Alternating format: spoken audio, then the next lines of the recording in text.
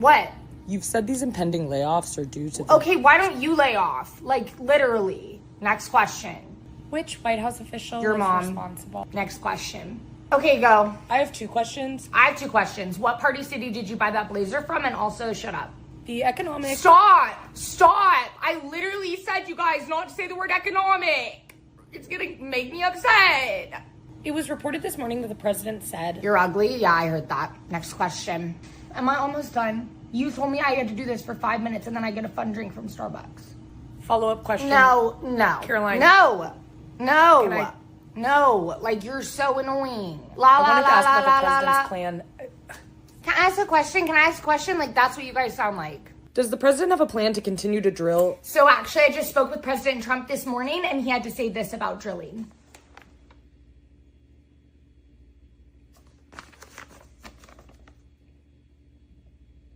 Next question.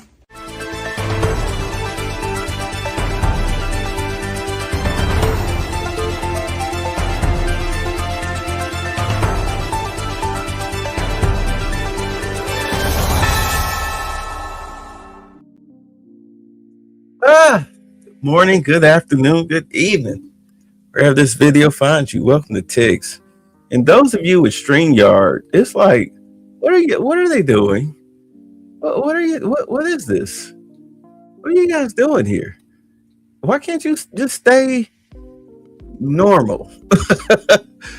Why can't you just stay normal? What is going on with StreamYard? At any rate, so before we get into Miss Caroline Levitt, let's talk about this coach, the Michigan coach who threw it all away for some taco. We begin at 5 with live pictures here of the Washtenaw County Jail in Ann Arbor. Sharon Moore, the former coach of the winningest program in college football history, is in custody in the jail right here. Tonight, we dig into unheard 911 dispatch audio and what this saga could mean for the future of this storied program. Right off the top here at 5, the Washtenaw County prosecutor expects Moore to appear in court tomorrow to be arraigned on the charges. But right now, we don't know what those charges are. Let's take you through just a brief timeline of the last 24 hours. So late yesterday afternoon, Moore was told he was being dismissed. Then at 4:10 p.m., an alleged assault was reported in Pittsfield Township. The announcement of his firing came at 4:45. Then at 7:15 came the announcement of his arrest in Saline. We've got this story covered on all angles tonight. Hobie Artigue is gathering information into who could be Michigan's next head football coach, and Amaya Kuznicki is following the fallout on campus, including what could come next. So let's start things off with Erica Erickson. She's live at the Washtenaw County Jail with new information on the criminal case here. Well, as you were saying, this all went down just 24 hours ago. We just got our hands on some of that 911 dispatch audio that started, we'll say around 4 o'clock. Take a listen. Subject just called the caller, told her there's a male at the location and the house attacking her. The state's been stalking her for months. That's just part of dispatch audio relaying a 911 call coming in from this Pittsfield Township apartment complex. The person she's on the phone with, that's one grabbed a knife, threatened the caller, and then ran, threw the knife down. The audio from around 4 o'clock Wednesday afternoon, and not even an hour later, former Michigan football coach Sharon Moore fired. The university sending out a statement saying he'd been fired due to an inappropriate relationship with a staff member. He calls S1's wife in Ann Arbor saying that the subject is suicidal for losing his job today. A source tells NBC Sports Thursday the university had allegedly been alerted prior to Wednesday that Moore had been dealing with, quote, mental health issues. But athletic director Ward Manuel allegedly fired Moore, quote, alone with no HR rep and no security present. Moore still in protective custody at the Washtenaw County Jail.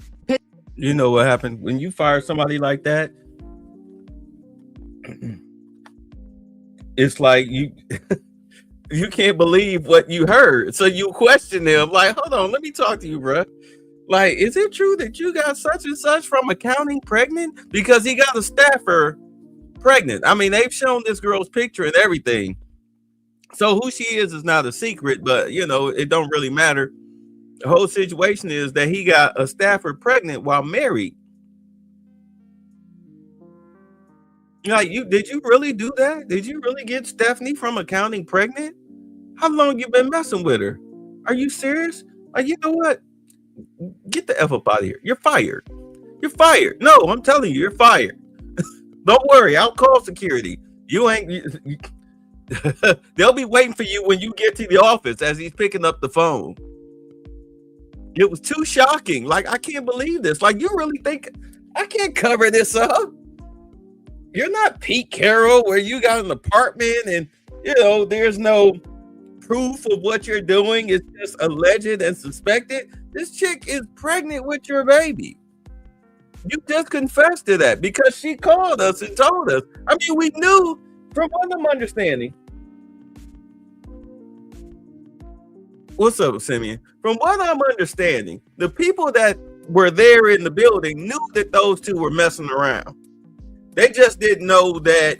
I mean, they knew they were messing around, but they didn't know that she had gotten pregnant. And once the news broke that she got pregnant, then of course it gets upstairs. Because trust me, they kind of heard. I mean, it's a big campus, but it's just like living in your city. You live in a big city, but it feels so small the way news get around. So I'm pretty sure they had heard rumblings and grumblings about him messing with that chick. Hey man, like, you're not doing nothing you ain't got no business doing, are you? No, I'm good. You sure? Because we heard that you and Kathy in accounting, people, oh no, man, we just cool. We just friendly. That's all, Like, yeah. Now all of a sudden, it get kicked upstairs that the reason why she ain't been to work the past week is because she pregnant with this dude's baby and he acting all funny style and whatnot. He's not keeping this cool. She don't feel safe. She's scared, trying to figure out her options. And of course, she can sue the university. She has a case because he is her superior. You're in a position of power like that, unless it's the offensive coordinator screwing the defensive coordinator, which we know won't happen. But I mean, you never know. It's 2025.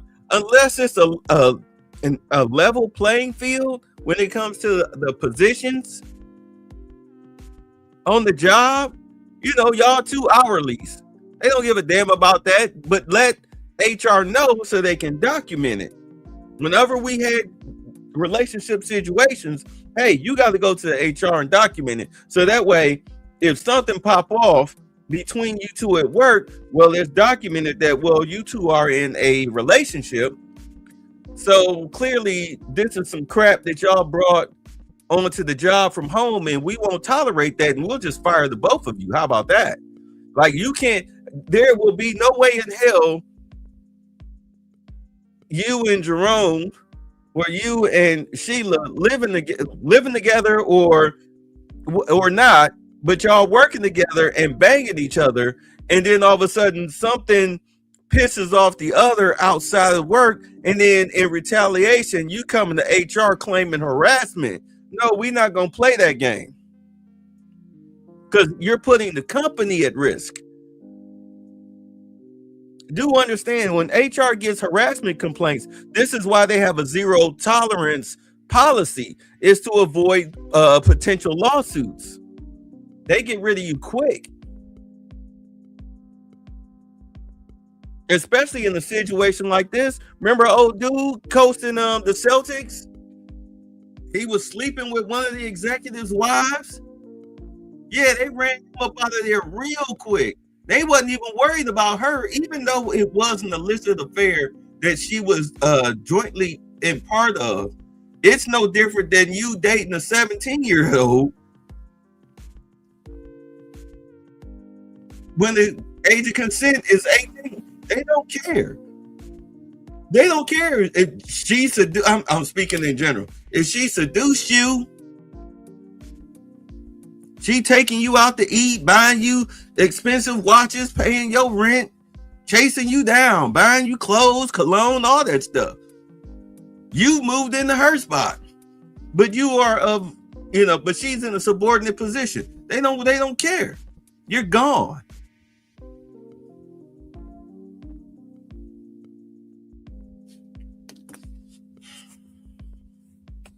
So yeah, he messed around and he found out why you don't shit where you eat. We tell fellas this all the time. Don't shit where you eat. Don't crap where you eat. Because if you do, this is what can happen. At any rate.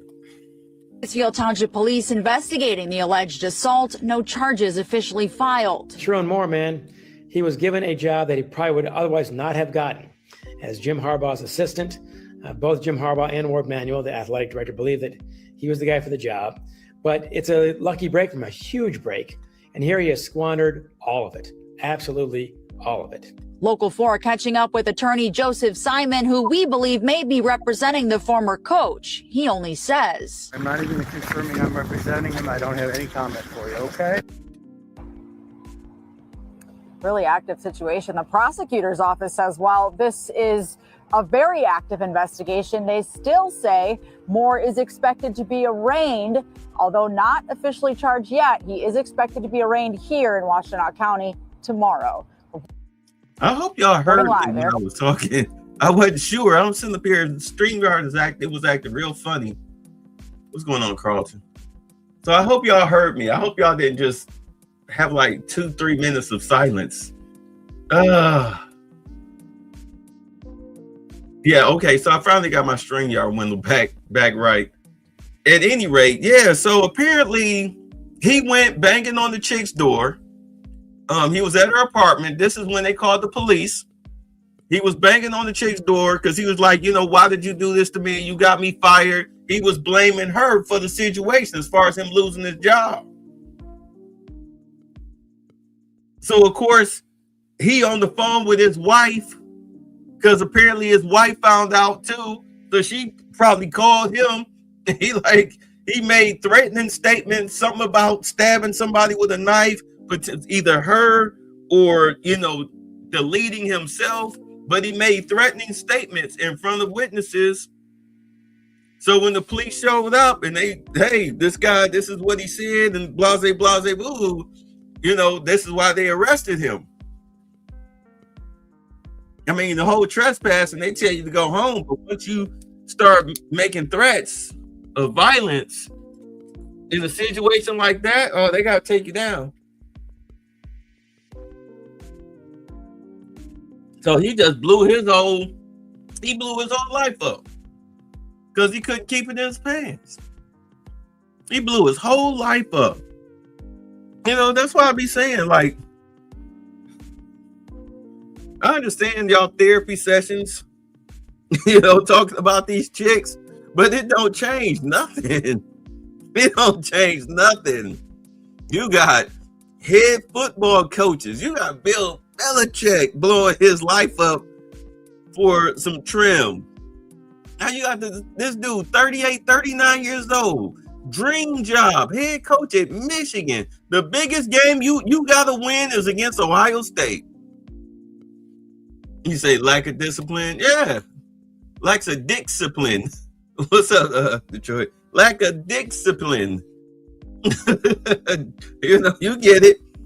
Yeah, he blew his whole life up. I mean, she cute. She's a cute little 7, but you know what I'm saying? You can do better.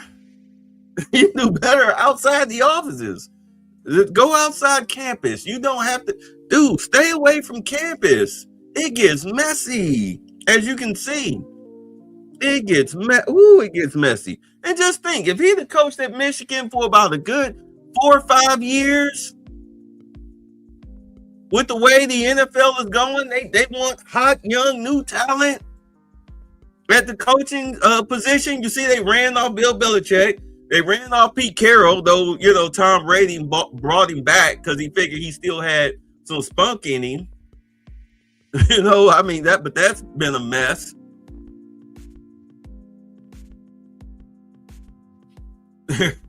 There are things a lot to unpack today. Yeah, it is.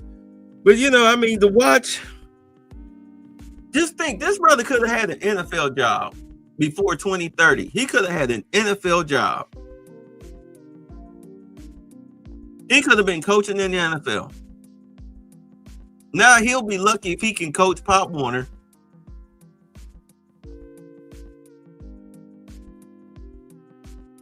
I mean, the whole affair thing, you know, give people a couple years, they'll forget that.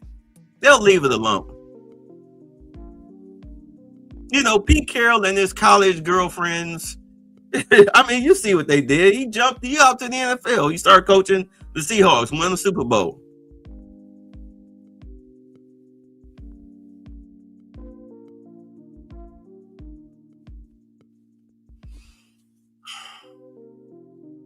Urban Meyer probably could have got away with his Cincinnati situation if he wasn't a terrible NFL coach. If he took the job seriously. I mean, come on. Come on, bruh. Let's move on. You know, I mean, I swear, sometimes we do it to ourselves. Okay, Erica, thank you for that update.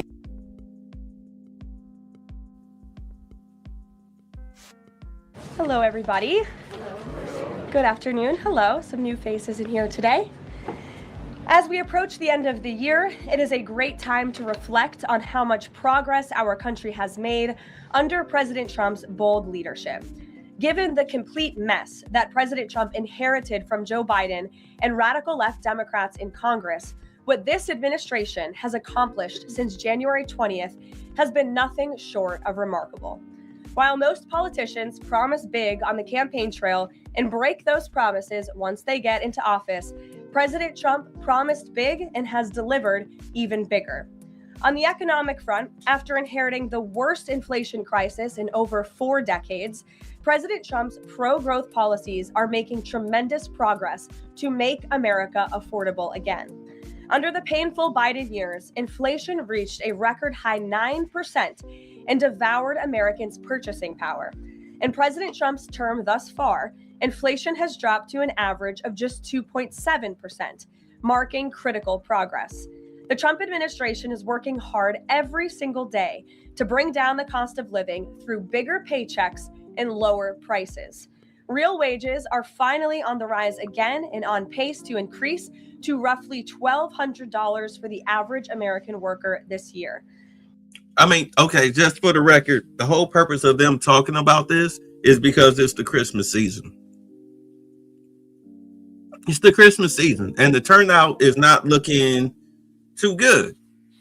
I mean, you saw how it was with Black Friday. We saw no Black Friday fights or anything like we normally see. There's no big hype over it. You don't have people standing outside, 2-3 o'clock in the morning with their hot cocoa and they sleeping chairs and all that stuff. So, I mean, you got to get this money flowing. But the thing about it is that in some of these major cities like California, LA, well, just say the state of California, period. Let's just say the state of California, Chicago, Boston, New York, let's see, where else? Minnesota, Philadelphia,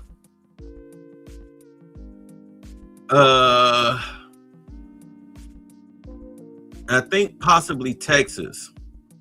But the thing about it is, it's definitely in Oregon, in Portland. The thing about it is that sales are down as a whole in all of those cities. It brings down the whole number of holiday sales because of the rampant crime and these new tax laws and whatnot that they're trying to throw on these people. I mean, you see how Gavin Newsom destroyed business in California with crime and his minimum wage $30 an hour law that he passed. You got all of these small businesses and big, like even hotels, like major hotel chains, they're pulling out. You have factories that have shut down and moved out of California, moved to Texas, among other places. Wherever they can get the best tax deal and the population, that's where they're going. That's why you had the governor of Tennessee was telling those people from New York, the business people in New York, hey, come to Tennessee. We got the workforce. Our tax situation is fantastic. Clean water, fresh air, low crime. We're working to get our crime down. Come on, come take a look. Also, keep in mind, you still got these factories that are coming next year, but these people need that money now. You say they're price gouge on holidays, plus I'm hearing the tensions of World War III may start soon. Between who? Tensions of World War III, between who? The United States and Russia aren't enemies. I mean, they are, but this is about the money. Trump ain't trying to fight nobody. Russia they want their mineral rights. Understand, Ukraine was part of Russia. They want their shit back. And we're not friends with Ukraine like that. We just want to make the money deal. You see how we sell them weapons. So who are we supposed to be? Oh, you say no, NATO versus Russia? Look, let me tell you right now, the NATO, which is EU countries, I'll tell you right now, I hear you. They all want their cut of that mineral deal coming out of Ukraine because they know it's rich in minerals. They need that. They need that money. The EU especially need that money. Countrywide, they've destroyed their countries financially with immigration and crime. Like they say, communism is great until you run out of other people's money. They can't sustain their societies. So they need that money. But if Trump say, no, we're not going to attack Russia over this, then NATO can't do anything. Because the United States Trump is still the big dog. When I jump, you don't ask me how high, you just do it. I say jump, they just jump. I hope that was enough. Was it high enough, sir? I mean, we're the big dogs. Who are they gonna get their weapons from? You say, speaking of Gavin Newsom, Holly Berry with her batshit crazy. They called him out. I'm gonna have to see that. I heard about that. It's best for Trump to stay out of it anyways. Yeah, he is. You notice he hasn't even touched it. Remember he spoke to Putin in Alaska. They laid out the terms. They pretty much had their deal. Their end of the deal is already signed. You don't bring the guy into your territory to Alaska to, talk about water polo. They struck a deal. It was up to Ukraine. That's why they brought Zelensky to the White House and all those EU members, heads of NATO, bring your ass in here. Trying to get him to sign the deal so we can get this over with. Y'all guys can talk about the percentages of what you're getting, because understand the United States is getting 33 in the third, Russia is getting 33 in the third, and Ukraine is getting 33 in the third. Everybody's getting an equal part of the pie, but the problem is for Ukraine is that the EU wants their cut out of Ukraine's cut. Do you understand? They want their cut out of Ukraine's cut because you're not going to get your cut out of Russia, and you definitely ain't going to get your cut out of the United States. The way we've been dumping money and weapons on them under the Biden era, do it look like Trump is giving out freebies? He DACA Umar hit the Cash App for anything coming out of this country.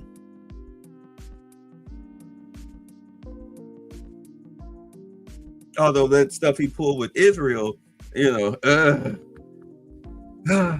know people are getting sick of, people on both sides of the aisle is getting sick of it.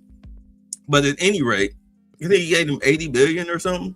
Like, I thought we was broke. At any rate,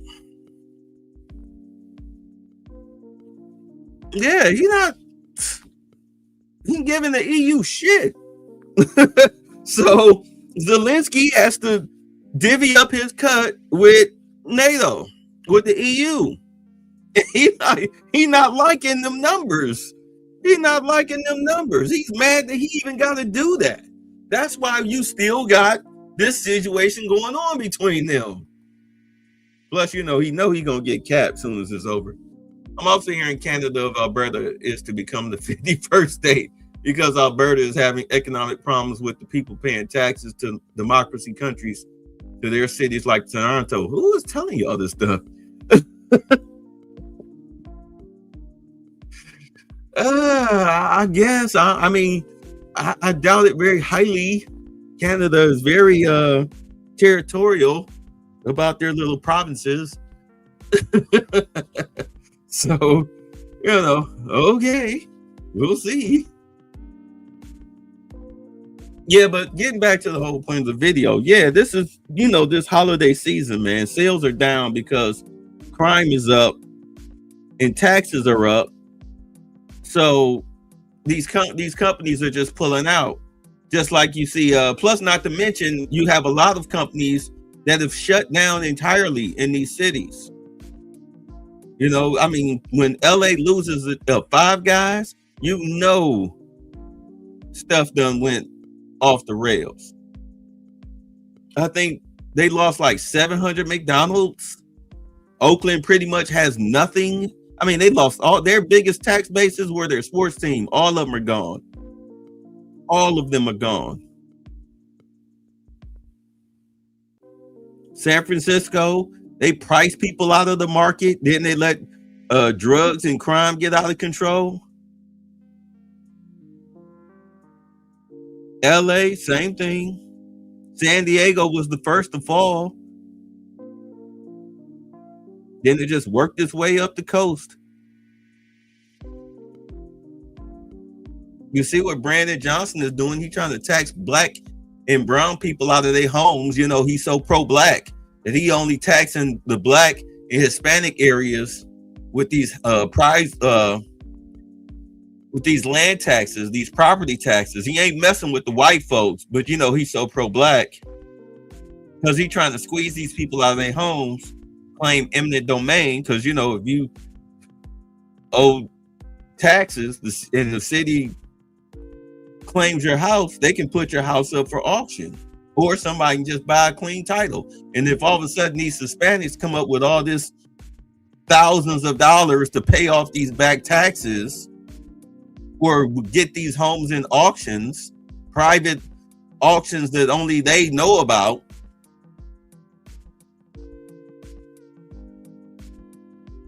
now he's housed them.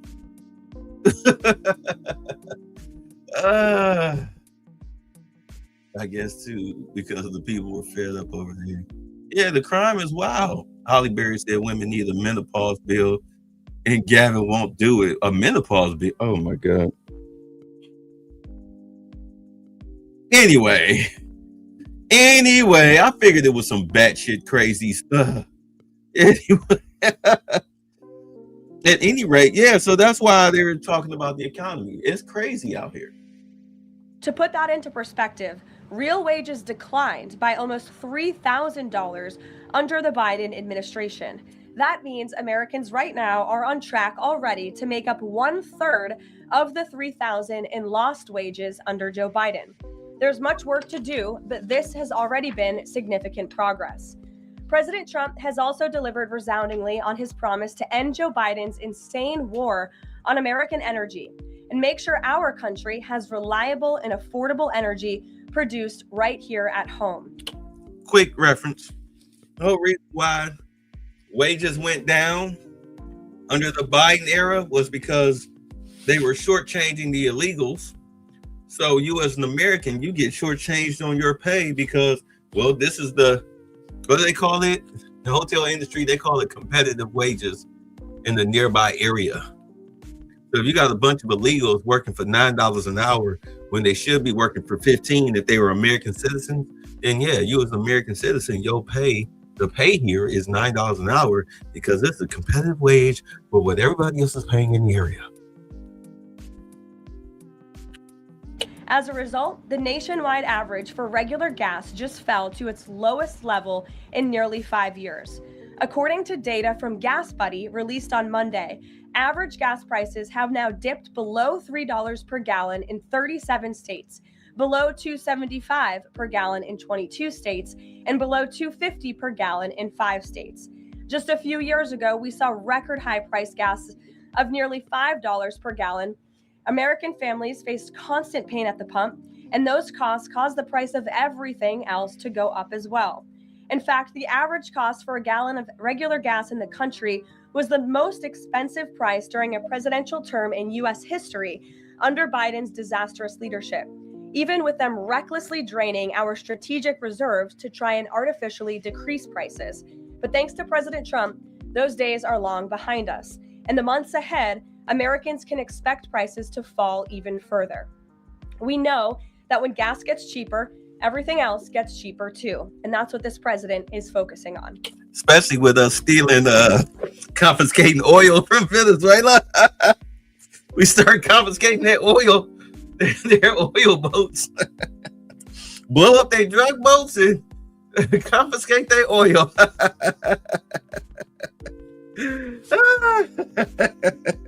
Well, you know Trump ain't giving them back that oil. Y'all might as well go ahead and get 1006 for a fill up.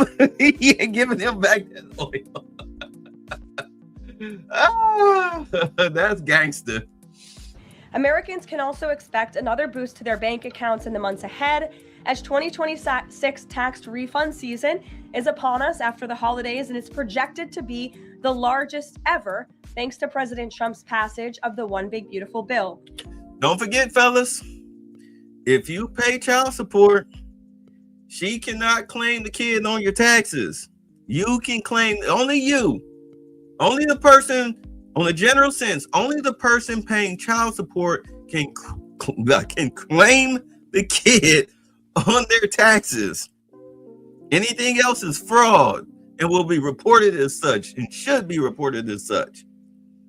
So if she be like, all of a sudden she don't want you to pay child support no more after this tax season, she done did the whole math and thought that it was easier to grind it out so she can get her a new car to destroy by August, September, that she done bought with her tax return than it is for just to get your supplemental $300, $400, $500 a month or whatever you paying.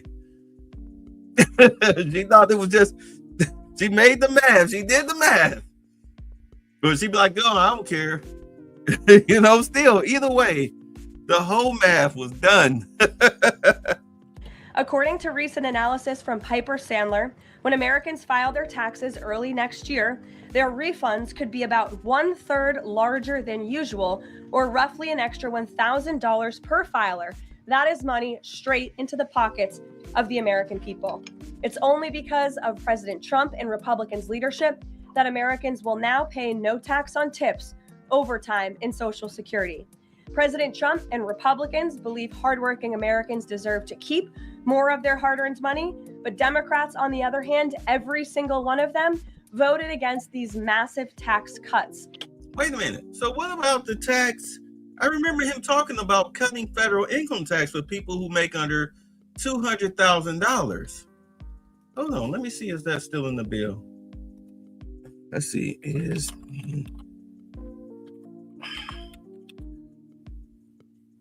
Hold on.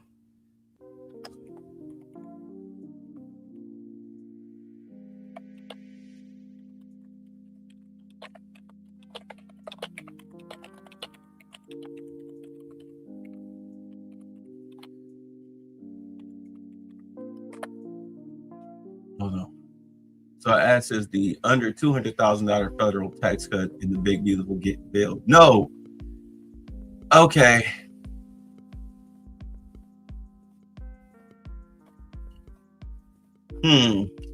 So, all right. So here, okay. All right. So here we go. All right. So for the tax cut for people who make under $200,000 or $217,000 a year will receive more than 2/3 of the total tax cut. Okay. Middle income households, like under 200,000 or greater than $200,000 a year, did see some continuation of prior cuts, but the relief is modest compared to higher brackets. Let's see, lower income Americans, some relief remains, but offsetting cuts in health and food assistance programs reduce the net benefit. Okay, so they couldn't do that for you, with the federal, because I remember them talking about federal income tax, where he didn't want people to pay federal income tax if they made less than $200K a year. So they couldn't get that in there. They had to take that out. All right. But they did give you breaks in other areas. Okay, so it says here that the bill remains lower rates across brackets, but the largest proportional savings are concentrated at the top. Like you got an expanded state and local tax, SALT deduction, a senior bonus to offset Social Security taxes. Okay.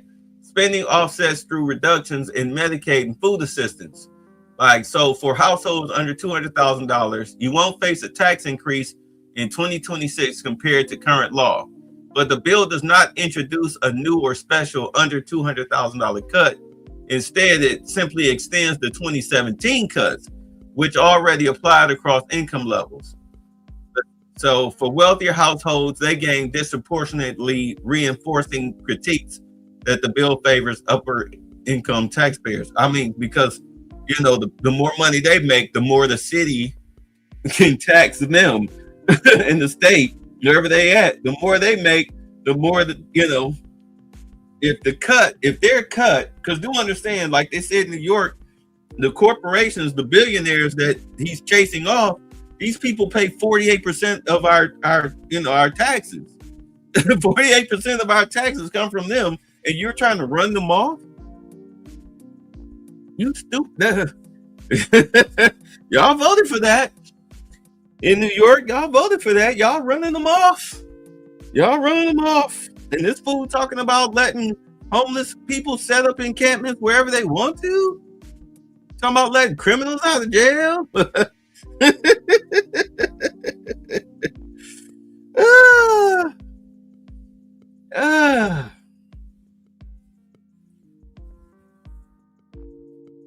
All right, so the bulk of the relief is skewed towards households earning above $217,000, while lower and middle income groups see smaller benefits.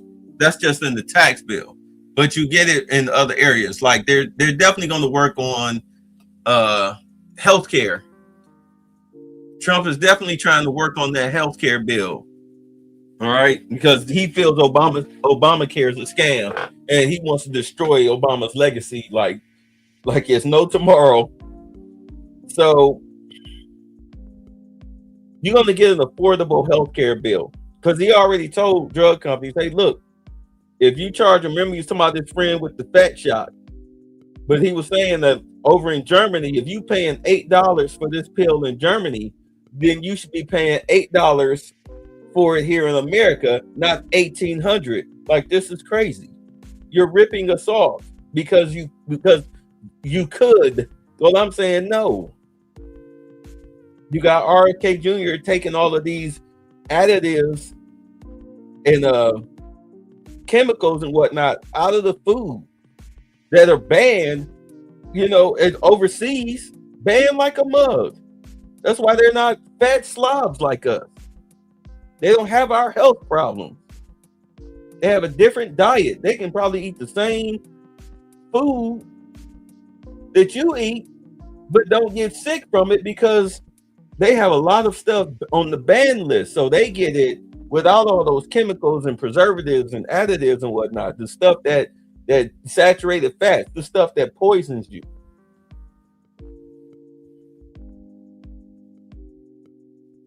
McDonald's is going to have to do something about their beef here in America. Yeah, so you got him taking all of that stuff out.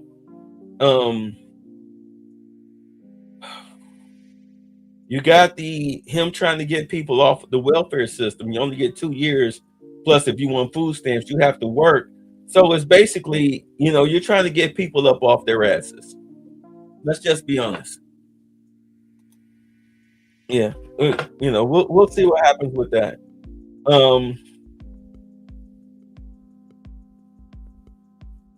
All right, because I was wondering what was going on with that tax situation. All right, I'm sorry.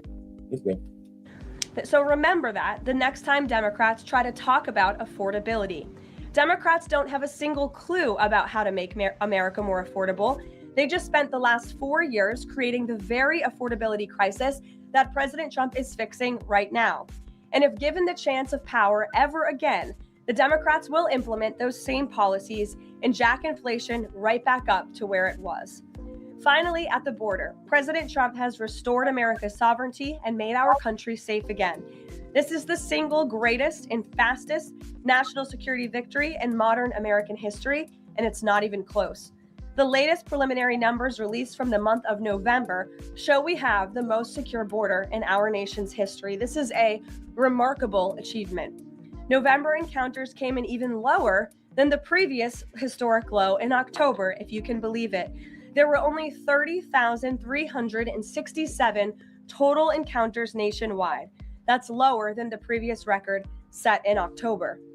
And for the 7th consecutive month, U.S. Border Patrol released 0 illegal aliens into the United States. Let me repeat, 7 months of 0 illegal aliens being released into our country. This is a historic achievement, and it's one that every law-abiding American citizen should be grateful for. At this point in 10 months under President Trump's unmatched leadership, we've seen less apprehensions overall than we saw in just 1 month under Joe Biden. Again, let me repeat, in 10 months under President Trump, we've seen less apprehensions at the southern border than we saw in 1 month under the previous president. Again, remarkable results. All in all, the economy is back on track and ready to boom over the next 3 years. Biden's inflation crisis is over. Prices are coming down. Wages are rising. The border is fully secure. And America's best days are to come. Yeah, because Powell did cut the interest rates by a percentage. I think half of a percentage. So, he's... I don't know. I think he's trying to get on Trump's good side. But, I think once he gets in there, that's the other thing that will help us instead of getting that tax cut. With the interest rates coming down, you're looking at more affordability, especially when it comes to housing. Hence them getting rid of the illegals, supply and demand. President Trump has kept his word and delivered for the American people over the past year, and he will not stop fighting, as you heard from him directly this week, until our country and every state in this country is better than ever before.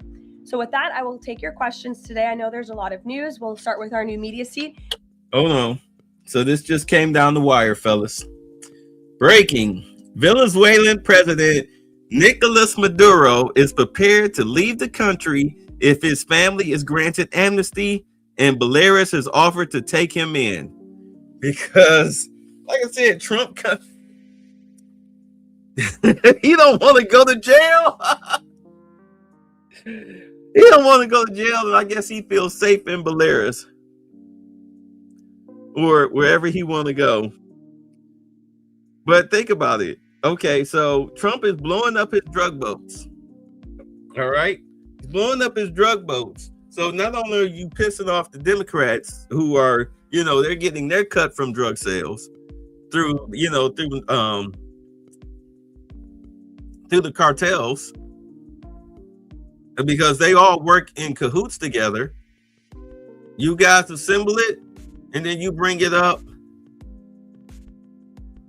to America. But the boats are getting blown out of the water. I mean, who the hell cares if you double tap the drug dealer in the middle of the fucking ocean in international waters? The only people that would care about that is their family members, who we don't give a shit about them. Hey, your husband knew the job was dangerous when he took it, and those who benefit from it on the other end. Do you care if some drug dealer gets double tapped in the middle of the ocean trying to sneak drugs into the country? Hell no.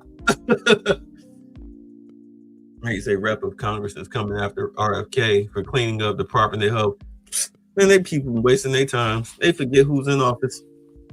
No, but yeah.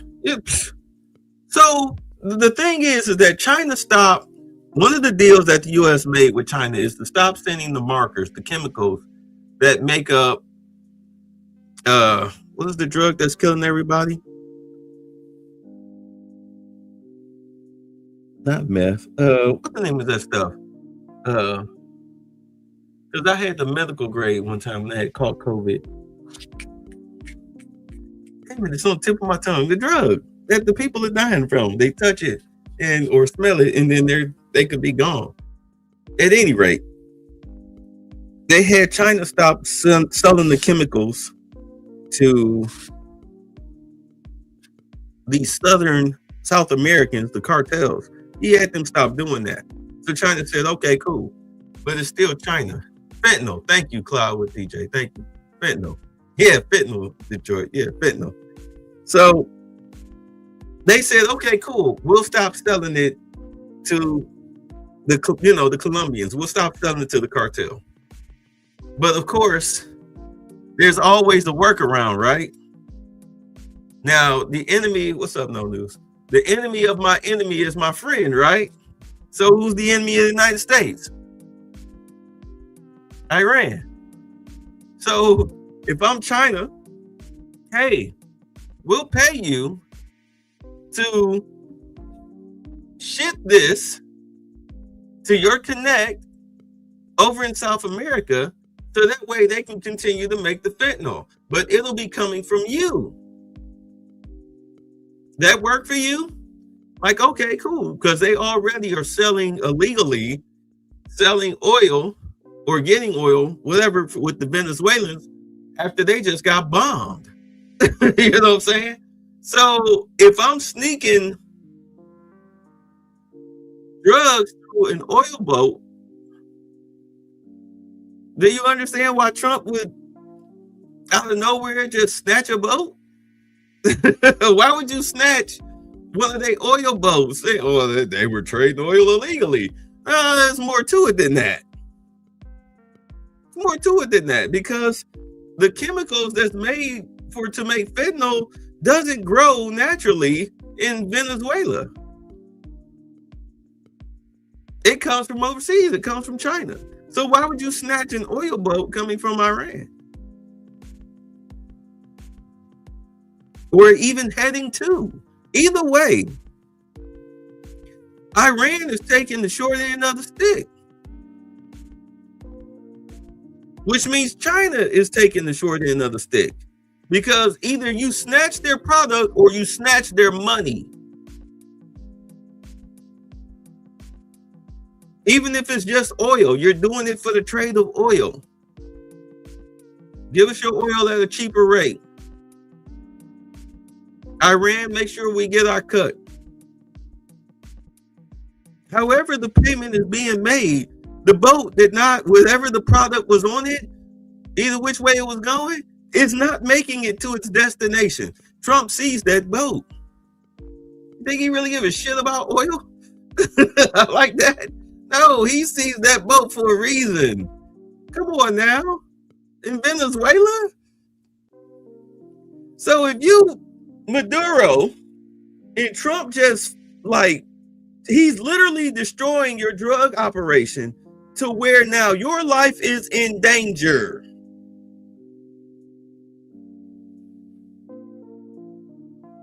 Because you owe us money.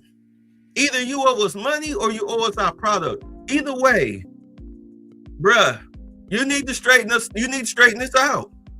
Don't play with my money, Smokey. You know what I'm saying? No wonder he like, shit, let me get the hell up. You know what? I'll give up. I'll leave Venezuela. Just let me pick a place where I feel safe. Right. Now they saying it's illegal. Right. And like, no. Trump fucking up the money. And I told y'all he was destroyed. I was doing the video series early this year, the death of the Democratic Party. Trump is cutting off all their money. Because he used to be a Democrat. He was once the president. Back even between 20 and 24, he was still getting security briefings. You couldn't cut him off from that. He's the president. Just like Obama is still getting them. They tried. Remember, He took away their Secret Service access and all of that stuff. Yeah. Remember they wanted to get the files from Trump? What files do you think he had in Mar-a-Lago? That's why they went in there. They didn't care about lawyers and judges and whatnot. They went in there and snatched them files, and then they tried to put them in prison. And when that didn't work, they tried to kill him. Now they're stuck. And he just tearing them down bit by bit by bit. Yeah, Maduro running scared, y'all. He running scared. He running scared because Big Worm is on his ass. Big Worm is on his ass. Mr. Bowling, it's great to see you here. He's of Real America's Voice. He's also the host of Edge, his interview and commentary podcast. Please, Eric, why don't you kick us off? Caroline, thank you very much for this and inviting me to the new media seat. As you point out, affordability crisis, it strikes me energy prices have been coming down aggressively since President Trump's second term, approaching $55 a barrel for oil, gasoline. Why does this guy, I'm in a good mood tonight, y'all. Why does this guy look like Peter Parker in real life if he had a drinking problem? Mary Jane divorced him. He hadn't seen, what's it, May and Ben, little Ben. He ain't seen them in months because she said that his child support checks is late. As you point out, under $3 a barrel nationally, first time in 5 years. By the way, that $55 barrel oil is about half of the peak under the last 4 years of the last administration, half price. Wholesale prices come down, yet affordability crisis. A lot of the folks in this room, a lot of legacy media, some people in the front row seem to want to call this an affordability crisis right now, forgetting the fact that over the last 4 years prior, we hit 9% inflation. Wages, as you point out, have more stagnant at best, sometimes had dipped. That's a real affordability crisis there, but they weren't really calling it that then. You point out how President Trump is changing the affordability in America, but how will he ensure that the legacy media doesn't flip the script and change it so that they're using affordability as their word, their idea? By just telling the truth. That's why we watch these videos the way we do.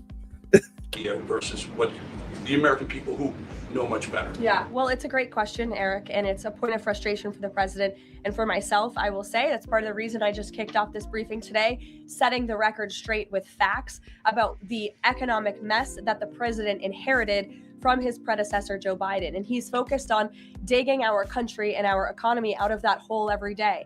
Things are getting better and they will continue to. And President Trump understands better than any politician in this city the pain that the American consumer has been feeling for years now because of the last administration's policies. You heard him in the great Commonwealth of Pennsylvania this past week, campaigning and talking to these voters, saying, I was elected to fix this problem and I am fixing it. Don't forget who created it, and that's the Democrats. And I think when you hear the president talk about affordability, he's saying the Democrats are the greatest con artists in history because they are now trying to claim ownership of an issue that they created. And every data point and every economic metric does in fact show that the economy is improving. And so I do wish more people would report on those facts. I do wish that more people would remind the American public how we got here and why. It does not mean this president is discarding the feelings of the American people. He gets it better than anyone, which is why his entire administration has been focused on the issue of the economy and energy prices since day one. If I may, You know, and I mean, just to piggyback off of what she said, this is exactly why my channel is tailor-made the way that it is. You know, where I listen to the Trump press conferences and then we comment on it, or we listen to the press secretary and we comment on it because we know what we heard him say. But you see how CNN and MS Now has went off the deep end. That is truly the Trump derangement syndrome channel. I mean, they need to have their own The View. Go and get them raggedy chicks, Tiffany Cross and all of them. You know, get Tiffany Cross, Joy Reid, Yep, you can even add Joy Taylor, for some type of sex appeal. Amanda Seals, and who's the other chick? Who's the other chick that can't hold down the job? Angela Rye, yeah. Get them 5 chicks, maybe throw in the Bakari Sellers and Roland Martin. You can get them to guest star because they need money. They're poor. Get those guys in there. Well, except for Roland, he took the money. Get those guys in there. Have D.L. Hughley come on the show, and then y'all can all sit around and bitch and moan and whine about Trump. You know what I'm saying? That's what, if I was on MS Now, that's what I would do. If with the rate that they're going, I would create my own version of The View. We'll call it Black Talk, and I'll just have a bunch of silly black women sitting around talking all this racism shit while running around with the white woman aesthetic. And then have black Confederate slave hosts, co-hosts or whatever, or guests. And we can all sit around and talk about how, Trump is racist. He's kicking out the Somalis because he racist. Never mind, well, why is he kicking them out? Oh, well, they only need to kick out the ones that stole the money. And Omar, she said she ain't steal no money, so then she ain't steal no money. Did she check cash? It did. Oh, okay. Yeah, she didn't steal no monies. Trump just being racist because he can't handle a strong black woman. She black, y'all. She black. Get these goofy mugs around. Yeah, Simone said, I think she's still working at MS Now. You saying, yeah, Crockett's the Republicans afraid of her. Girl, they make fun of her. Going to be their worst nightmare, like Nightmare on Texas Senator. I swear to God. Let's get back. Sure. It's reported that around 10,000. Oh, and matter of fact, let me get this out the way. I know. I'm talking a lot because I meant to do all of this yesterday. Well, half of this. So, as you know, they're selling,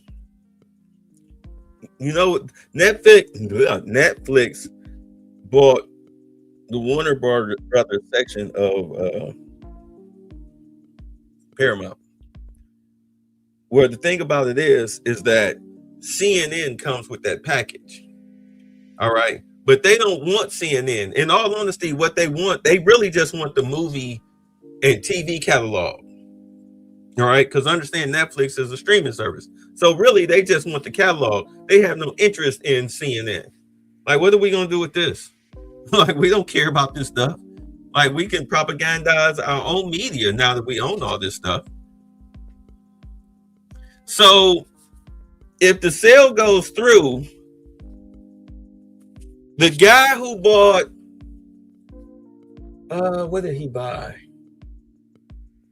It was the people that bought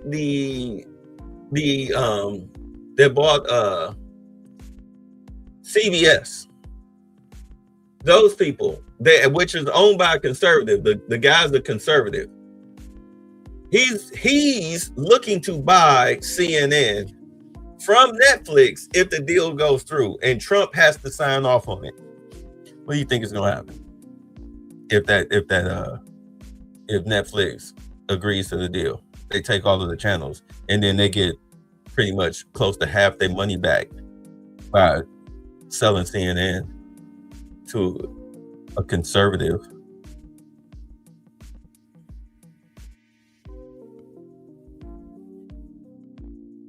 Why do you think CNN has actually been doing some actual reporting as of late, asking tough questions? You say it's going to be a majority of layoffs? Yeah, because CNN they just re-signed Anderson Cooper to a deal. So really what Anderson Cooper was looking for was job security. Because he's like this, no matter what happens, if they choose to fire me, well, I got this massive buyout package. If they sell it and they fire me, because I already got the contract for my salary, so my salary's locked in. But if they fire me, I got this massive buyout package. So I'll be straight, and I'll do what Don Lemon is doing. I'll make a fool out of myself on Twitter, and do on the street interviews that make me look like a complete ass.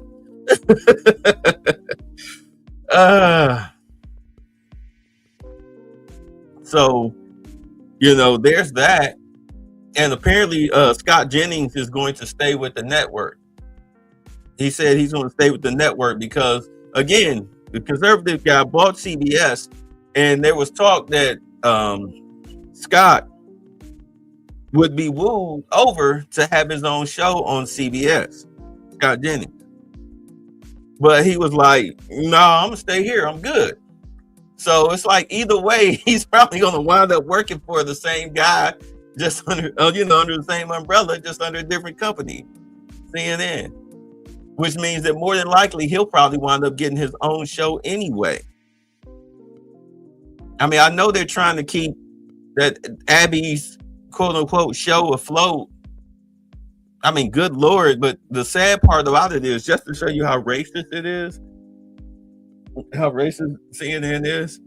I mean, they really be bringing on these black people trying to, and these white liberal females trying to play the race card, trying to get a rise out of Shermichael Singleton, the black dude. And he just looked over at Abby and was like, you see this? You hear this? What is this? You're not gonna say nothing about that? Because Abby is, she's paid for. At any rate, never mind, let me stop. But if this was slavery times, Massa would never be cold at night. He wouldn't be cold at night. At any rate.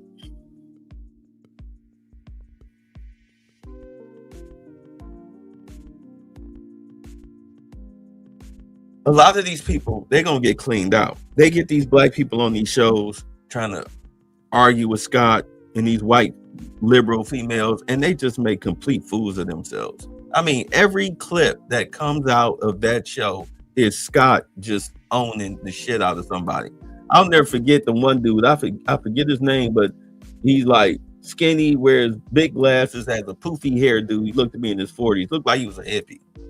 This fool, who calls himself an intellectual, did not know that Trump was in charge of the U.S. Army. He thought the military, the U.S. military. He thought the U.S. military was a separate branch from government, and that Pete Hegseth was pretty much the king of the military. And Scott had to tell him, like, dude, the president is over the military.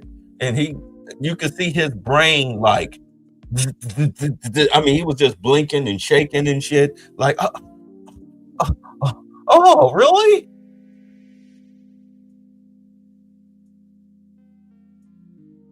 He debating. They got Carrie Champion on that show. I mean, come on. Carrie Champion be coming on there. She ain't intellectual worth a damn.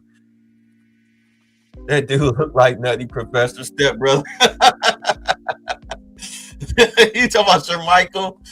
Oh my God, though, he be holding it down. He could host his own show too.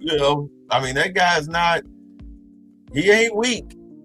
He's a smart dude. You gotta be, if you're gonna be a brother dressed like that, you better be smart. Please do not talk like these freaking moronic liberals.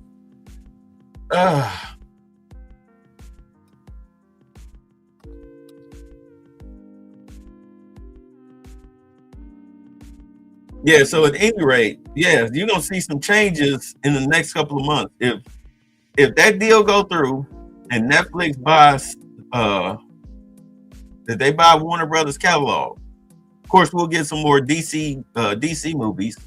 At least you'll get that, and some TV shows. They'll probably turn them into some TV shows. Like they would get the Penguin, I believe they would get that. The Harley Quinn series. She's got an animated series. It's pretty good. It's funny. Her and Poison Ivy. Yeah, you would get a lot more of that. Real life, real action, and in anime or cartoons or whatever. But the thing about it is that, you know, you'll get more entertainment suited towards men, guys, towards guys. But of course, the guy that owns CBS will own CNN. He's gonna buy CNN because he want it bad. He want it bad. It's like on the tip of his tongue. He want it so bad. And I'm gonna tell you right now, once they change media, you can definitely kiss the Democrats goodbye. Their talking points, they're goofy, female-led, estrogen-centric, estrogen-centric, whatever you want to call it, estrogen-centered talking points. Their ideology will be crushed. You'll just have Disney. You'll just have Disney filling your head with garbage, with The View. Probably the most watched episode ever will be Sunny Holston crying because her husband went to prison for insurance fraud. They go to trial next year. And he's guilty as hell. I mean, she was on TV even admitting how, you know, they were overcharging insurance companies, suing and threatening and harassing insurance companies to pay these bills off. She said that on TV. And commercial driver's license operators have been pulled by your transportation secretary department. Will the president apply that same metric? For the reason was the operators weren't speaking or reading English to a level that was safely, people thought they would safely be able to operate trucks on our roadways. It's estimated in California around 40% of Uber drivers, Uber and Lyft drivers, don't speak English proficiently, and the number's 45% in Minnesota. Will this same rule or metric apply to the gig economy like Uber and Lyft?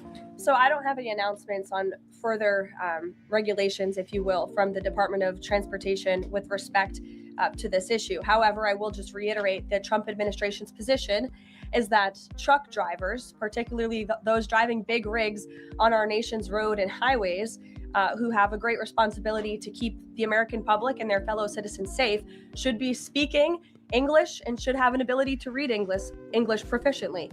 I think that's a very common sense policy to have. And we've unfortunately seen, and the Department of Transportation has uncovered and is actively working to fix these state-sponsored commercial trucking driver licenses, which were going to people who are not qualified to be driving these massive trucks on American roads, and they're endangering the lives of our fellow citizens. We've unfortunately seen many vehicle accidents across the country where people have lost their lives because of drivers that were just simply unqualified to be driving these trucks. So I know this is something DOT and Secretary Duffy take very seriously. Peter. Thank you, Caroline. Based on the way that things stand right now, is Operation Southern Spear about drugs or is it about oil? What I will tell you, Peter, is that the Trump administration is focused on doing many things in the Western Hemisphere. The president has taken a new approach that has not been taken by any administration for quite some time to actually focus on what's going on in our own backyard. And there are two things that are very important to this administration. Number one, stopping the flow of illegal drugs into the United States of America, which we know has killed hundreds of thousands of Americans. The president promised on the campaign trail that he would demolish the foreign terrorist organizations and drug cartels around the world, especially right here in our own hemisphere. And you have seen that he is delivering on that promise. With respect to the oil and what happened yesterday, the Department of Justice requested and was approved for a warrant to seize a vessel because it's a sanctioned shadow vessel known for carrying black market sanctioned oil to the IRGC, which you know is a sanctioned entity. So the president is committed to stopping the illegal flow of drugs into our country. He's also fully committed to effectuating this administration's sanction policy. And that's what you saw and the world saw take place yesterday. And because he said the president is trying to do a lot of things at once, he talks a lot about how he thinks the way to bring down prices for everything would be to bring down the cost of energy. Would he use this seized Venezuelan oil to try to help Americans with affordability here in the United States? Well, what I can tell you right now, the vessel has been seized, as you know. And the Department of Justice did that in conjunction with the Coast Guard and the Department of War. The vessel is currently undergoing a forfeiture process right now. The United States currently has a full investigative team on the ground on the vessel, and individuals on board the vessel are being interviewed and any relevant evidence is being seized. With respect to the oil, that's a different issue. As you know, Peter, the vessel will go to a U.S. port, and the United States does intend to seize the oil. However, there is a legal process for the seizure of that oil, and that legal process will be followed. You see what I'm saying? They're not really telling you what was on that boat. I guarantee you this has nothing to do with that oil, unless that oil was payment. Unless that oil was payment. Because again, we're blowing up them drug boats. Them people want their money. Ooh, wrong button. Last one on this. If President Trump launches a bigger military campaign in the Caribbean, is he jeopardizing a possible Nobel Peace Prize? Look, the president has proven over the past year that he is more than worthy of the Nobel Peace Prize. I think he's been nominated for it nearly 100 times this past year, which is definitely a record. He's solved, I think, 9 conflicts around the world. We are up to now. He's actively working on the Russia-Ukraine war, which is the big one as we speak, and has been over the past year. With respect to any additional action in Venezuela, I'm definitely not going to get ahead of the president or the United States military. Mary. It now seems all but certain that the Obamacare subsidies will expire at the end of the year. It means more than 20 million Americans are now bracing for their health care costs to soar. Is the president prepared to let this happen, or is he going to step in? The president is prepared to take action on health care, and he wants Republicans on the Hill to do the same. As you have seen, Senate Republicans put forth their own legislation earlier this week. As for the subsidies that are set to expire, I would like to remind you and everybody at home why this is on the brink of happening. Democrats wrote Obamacare. They passed it without a single Republican vote, and then they ballooned it with these expensive COVID subsidies that completely distorted the health insurance market. And then they doubled down, extending those subsidies and setting their own expiration date right now in 2025, which the administration is obviously well aware of. And we are working, the president is working with his healthcare policy team here at the White House, as well as Republicans on Capitol Hill, to find a solution. He said he's working to find a solution. He wants to see a solution to lower healthcare costs. He does. But these subsidies are expiring at the end of the year. So what is the plan, and what is he going to do to put this in place in the next 2-3 weeks? You'll hear more from the president and from the White House on that very soon. As for wanting a solution to lower healthcare costs, I'm glad you said it, because the president is doing just that. He has made unprecedented progress towards lowering healthcare costs in this country and drug prices. He's secured numerous most favored nation drug price deals, with many more to come. As you know, the One Big Beautiful Bill, the working family tax cut, significantly expanded access to health savings accounts for those on Obamacare. Again, a Democrat written program and approved program, which has led to higher healthcare costs in this country. So it goes back to the issue of affordability. Democrats are now pretending they want a solution to this issue, but they created the problem. The president and Republicans are currently coming up with creative solutions and ideas to lower healthcare costs for the American people, and you'll continue to hear more from them on that. Before these subsidies expire? I just said you're going to continue to hear more from the president and Republicans on this issue, I'm sure. Right. Like I said, they working on that. They working on that. You know, RFK got to get his thing straightened out. Because RFK, he's of course attacking the drug companies. Once he pushes the drug companies out, you got Trump, of course, as far as the cost of the price of medicine, trying to get that to come down, and then passing on the discounts back to the consumer. Plus, you get your choice of insurance companies. He's going to make the insurance companies compete for you instead of them just being able to price gouge the hell out of you. So the cost of healthcare will go down, and you'll be eating healthier too. So that helps. But you gotta. It's a process. It's a process. It's a process. If y'all gotta hold out for a couple more months to the next time the thing come up, you know, you gotta do it. But It's that whole thing. And then you got to deal with Congress, because them people there, I swear to God, the Democratic Party is a criminal organization. They are losing so much money left and right, especially with these drug companies. And of course, we got Caitlin Collins here, Katie Woo. I remember this chick. She always thinks she's smarter than everybody else. I'll never forget last week, Caitlin Collins gave her an answer that had her, she had a pissed off look on her face for the rest of it. No, it was her. That's right. Okay, no, that was her. She had a pissed off look for the rest of the press conference. But she always thinks she's smarter than everybody else. Anyway, got California Cutie up here in the corner. I see her. I got a new black guy in the press pool. Okay, I never seen him before. All right, let's go. And I think she's new too. They normally have like a cute black girl in the second row, but I haven't seen her before, unless she put on glasses. Bloomberg, go ahead. Thanks, Caroline. The president said he was going to be holding a call with the leaders of Thailand and Cambodia. Have those calls taken place? Is there a readout you can share? The president has not yet engaged in those calls, and when he does, I'm sure you'll hear from him directly, as you always do, after foreign leader calls or from somebody here at the White House. I do know, with respect to the conflict in the peace deal in Thailand and Cambodia and some of the conflicts you've seen arise, reports of that in the press over the past couple of days. The president addressed it in Pennsylvania. The administration is obviously tracking this at the highest levels and is very much engaged. I spoke with Secretary Rubio about it this morning. Will senior U.S. officials be meeting Saturday with European and Ukrainian officials to discuss the peace plan?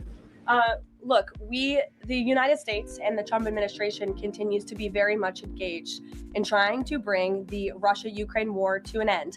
President had a call with Europeans yesterday. His special envoy Witkoff and his team continue to talk with both sides literally as we speak. If there is a real chance of signing a peace agreement, if we feel like those meetings are worthy of someone on the United States' time this weekend, then we will send a representative. It's still up in the air whether we believe real peace can be accomplished and we can truly move the ball forward. The president is extremely frustrated with both sides of this war, and he's sick of meetings just for the sake of meeting. He doesn't want any more talk. He wants action. He wants this war to come to an end. And the administration has spent more than 30 hours, just in the past couple of weeks, meeting with the Russians and the Ukrainians and the Europeans and speaking with them as well. So we'll see about the meetings this weekend, and stay tuned. Yeah, I mean, it's still about the cut. Zelensky wants a bigger piece of the pie. He feel that he know not to ask the United States.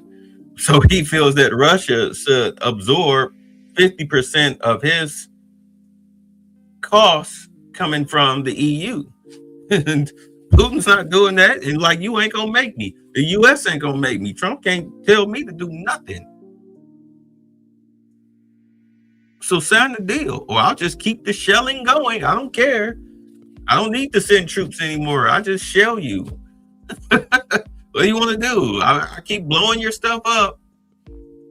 We can keep going back and forth, but eventually you'll run out of weapons because the United States not giving you anything anymore. You don't have to buy it. And we're just draining your resources. We're the second largest army in the world. Well, second largest military in the world. Comes to nuclear bombs, we got more than them. So we're number one in that area. But the rest of that, yeah, we're close second. China's trying to catch up. Japan is under U.S. rule, so they can't do anything but design weapons for the United States. So I can keep going. The pressure is on Zelensky. It's not on Putin. It's on Zelensky. President read President Zelensky's latest proposal that was sent over yesterday. He's aware of it, yes. Ed. Thanks, Caroline. So the Fed chairman, the president says that he's interviewing candidates. So I just want to be clear. So the pick has not been locked in. And could we get an announcement before Christmas? I know every business outlet in the world is just chomping at the bit for a scoop or something on this Fed chair announcement. I'm not going to get ahead of the president. I know there's been a lot of reports about potential meetings this week with potential candidates. Look, as always, this is a decision the president himself is going to make. And I know there's a lot of reporting out there from anonymous sources who claim to know something. I would wait and see what the president himself does and announces, and I certainly won't be the one to get ahead of him on that. On the economy, can I ask you about Michael, go ahead. On the next Fed chair, does the president have an expectation that his pick will lower interest rates next year to his liking? I think the president has been quite clear about what he believes the Fed should be doing, which is lowering interest rates. I know there was a 1/4 point reduction this past week, and the president was pleased to see that, but he thinks more should be done. Philip. Thank you, Caroline. On these advanced NVIDIA H200 chips, why is the president willing to allow China to have access to one of America's chief technological advantages? Look, I will tell you just a couple of things. The president put out his own statement on this, which I do think highlights his exact thinking. What you see from the president on Truth Social is most of the time what you hear from the president behind closed doors privately. He told President Xi that NVIDIA will only be shipping H200 products to approved customers in China to allow under conditions that will allow for continued strong national security. The administration continues to maintain a strict export control regime, and we are ensuring that the Blackwell chip and other advanced technologies stay right here in America. And these H200 chips will only be sent to China after undergoing a security inspection here in the United States. Yeah, I'm about to say, like, they're gonna vet the hell out of them Chinese companies. You know how many Chinese spies we caught in the United States during Biden's administration alone? Elizabeth. Thank you, Caroline. New York City Mayor-elect Zohran Mamdani put out a video recently telling immigrants in New York City they have the right to stand up to ICE. Are you concerned this will inspire New York City residents to resist ICE operations? And what will the Trump administration do if this happens? The Trump administration is definitely concerned about the rise in violence, in attacks, and physical threats that we have seen against our brave men and women who wear the ICE uniform. Again, these are agents who are just simply doing their jobs. They are enforcing our nation's immigration laws, and we've seen more than a 1,000% increase in violent attacks on them and their families. They've been doxxed, they've been harassed. Many of them have been physically assaulted and attacked. So we condemn that wholeheartedly. I know the administration has done a lot to protect our ICE agents, and the president stands firmly behind them in conducting these enforcement operations. And there's a lot of talk from Democrat politicians in New York, but the Trump administration will continue to do our jobs in every state, and that's to remove illegal aliens and public safety threats from American communities. Remember Mamdani came to the White House, to beg Trump for money? And there were certain questions he wouldn't say, like, when the reporter said, you called him all these names, are you willing to call him these names to his face? And Trump was like, don't worry about it. Like, you don't have to answer that. I know you will. I already know you'll say the answer is yes. Of course you will. Of course. Right, because you're a snake. Trump sat up there and smiled with him and whatnot. And Mamdani smiled, and people was like, oh, Mamdani got one over on Trump. Like, dude, the guy is 81 years old. You think he don't know a con artist when he see one? He playing the game like Mamdani playing the game. Just Trump's been playing it 3 times longer than Mamdani's been alive, if not 4. You're old hat, kid. You're new money. You don't have to cooperate. I'll just starve you to death. I'll let you destroy the city. And the people will be begging me, like the people of Chicago are begging me to do something about you, because the people in Chicago are making videos and writing letters and whatnot to Trump. Like, please, one lady actually said what I've been saying. She said, please, Trump, can you please have somebody come here and do a forensic audit on what Brandon Johnson's been spending our money on? Please. I mean, they were begging him. Several videos, that whole Chicago turns red and whatnot. Now the black people starting to see what the hell they were making all this fuss about. Now they're about to lose their homes.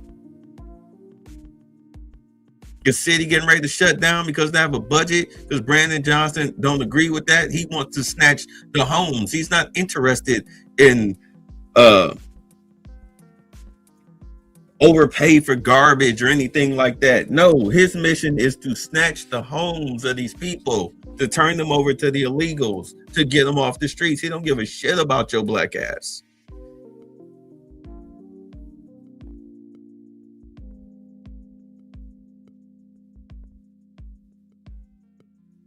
Yeah, the people in New York is gonna do Mom Domini the same way they doing little 6th grade geography teacher here. Fucking pro-black. Yeah, pro-black. Don't call black kids thugs and make them sound like they're criminals. There's no such thing as black crime. It's just crime.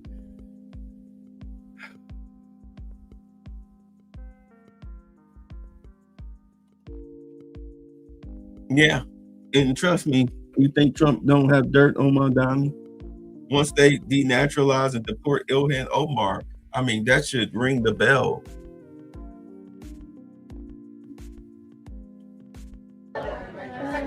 Sure. Thank you.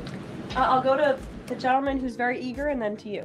So much. Obviously, Jasmine Crockett, who the president has openly criticized, just entered Texas's Senate race. I asked Mike Johnson, who said that Texas largely supports the president. Crockett, on the other hand, says that Trump is an example of extremism. She says that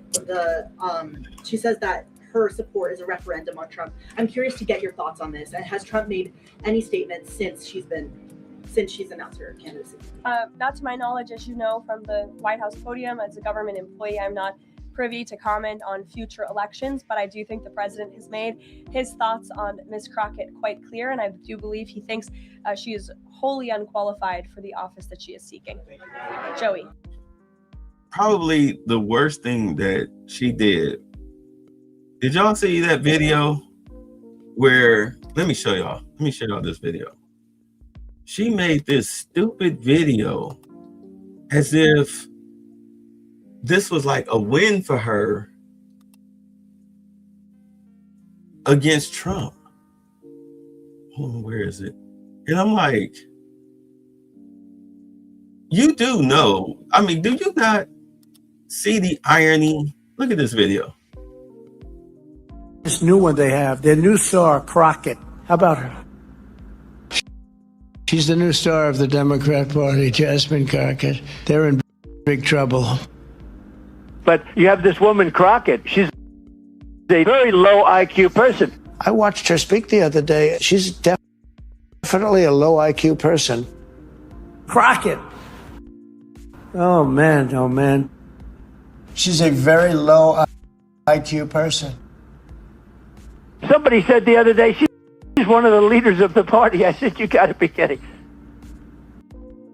Now they're going to rely on Crockett. Crockett's going to bring them back.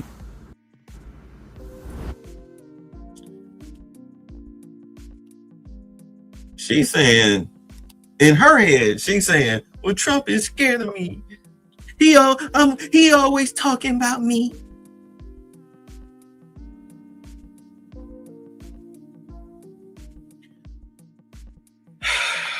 Like, you know, anybody that's stupid enough to blackface,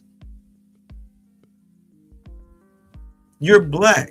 You went to these private institutions, $30,000 a year. You went to this school to become a lawyer. And then, of course, your little law firm, your little public defender's office down there in Texas didn't make any money. You were getting ready to go under. And then, of course, Soros boy put you up to run for Congress. And they paid your bills and you won well. They got all that money from ActBlue. That's why you're sitting on $9 million and 2 properties, right? And when questioned about it, you were so vague. You were super vague. I mean, at least Ilhan Omar was like, well, they didn't put the safeguards up, so we stole the money. Like, bitch, you are the safeguards. Like, yeah.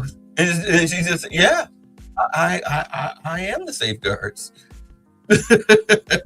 What you gonna do, deport me? I ain't going nowhere. Even if you do deport me, I mean, me and my family gonna be straight. Yeah. And all you do is get out here and act a fool. You act like a ghetto ratchet female when you know that that's not your true self. Or maybe it is. And now you can finally try to, you know, probably do what you've been doing in those private schools, which is to prove that you're black by acting ghetto, even though you know not to act that way at home. So you were leading a double life, but now that you're in Congress, of course, you're still leading a double life. That's why you're so good at it. You were acting like the hood rat black in school, both private and college, in order to, you know, fit in. You the edgy black chick. You got all these white girls, you know, trying to be like you and everything, or you know, you think that them looking at you like ghetto trash is just them being jealous of your blackness. When that's not blackness, that's ignorance. There's a difference. That's really the huge difference that a lot of black people fail to understand, that ignorance is not blackness. It's just ignorance. Buffoonery is just that. Especially, we call it coonery when you do it to curry white folks' favor.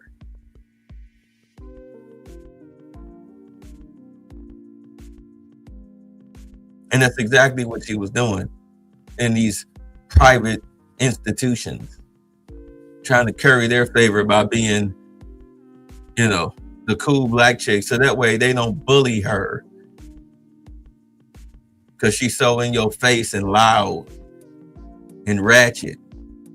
Yeah, white girls don't challenge those type of black girls.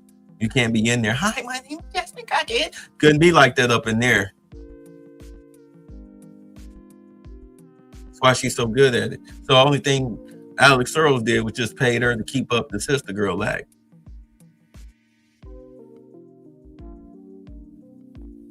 And she looks so dumb. And I mean, it goes to show you that, in all honesty, if she spoke with her real voice, her real self that her parents raised her up to be, if she spoke with that type of demeanor, you would see that she's an airhead.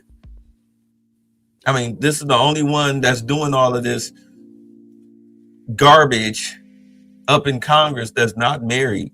I mean, we know why Star Trek girl ain't married. I mean, this chick ain't got no hair.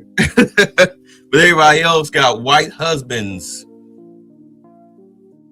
The racist crew, they got white husbands. Ilhan Omar, white husband. AOC, white husband. But you know, white people are racist.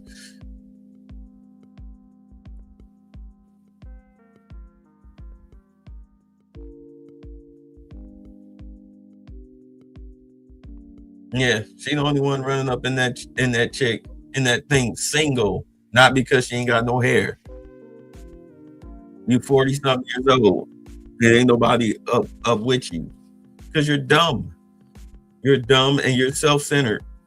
We see it. We heard the stories. They put out the article that she tried to get canceled. Very self-centered. You hear how she talks. She makes everything about race. 2025, don't nobody want to hear that shit no more. Not the way you present it. You act like the Klan is out here, got people swinging from trees. Like every white person is out here calling you the N-word and ram you off the road and, you know, burning crosses on your line. You talk like we're still in that era. Nobody want to hear that shit no more. Talk about black upliftment instead of victimization. You'd be surprised how far you get, especially amongst respectable circles. That victim card don't play no more. Yeah, she's not gonna win. She's not gonna win the Senate seat. She got to go up against the white guy. I forget his name. Ted Cruz, if I'm not mistaken. I might be. Whatever. I don't profess to know everything, but she got to go up against the white guy that's down there in Texas. I mean, she'll beat out the other Democrats in order to be in the primary, but she's not going to beat out the white boy. That's Texas. That's why they told her, like, Trump won 14 points more in, you know, the vote with Texas, and then they showed all the blue. It was just like small cities like Dallas and Houston and I think San Antonio. Meanwhile, the whole state just red as shit. Like, you trying to win the Senate race? Like, there's a reason why, Abbott is the governor, even though he's in a chair, right? I mean, this guy just banned Sharia law and all these crazy Muslim shit going on down here, where they trying to take over like it's Dearborn. Like, no, like no. You calling Trump racist?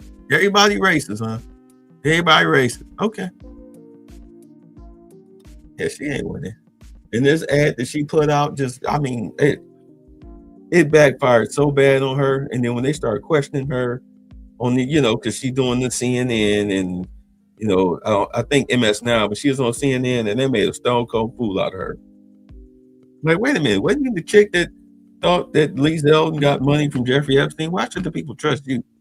I said, hey, Jeffrey Epstein. I said, hey, Jeffrey. We get it, but you lied. Can you at least admit that you made a mistake? She can't even do that. Man, ain't nobody vote for her. No bills introduced. Nobody votes for you in Congress. You getting kicked off seats and shit. Ain't nobody vote for that.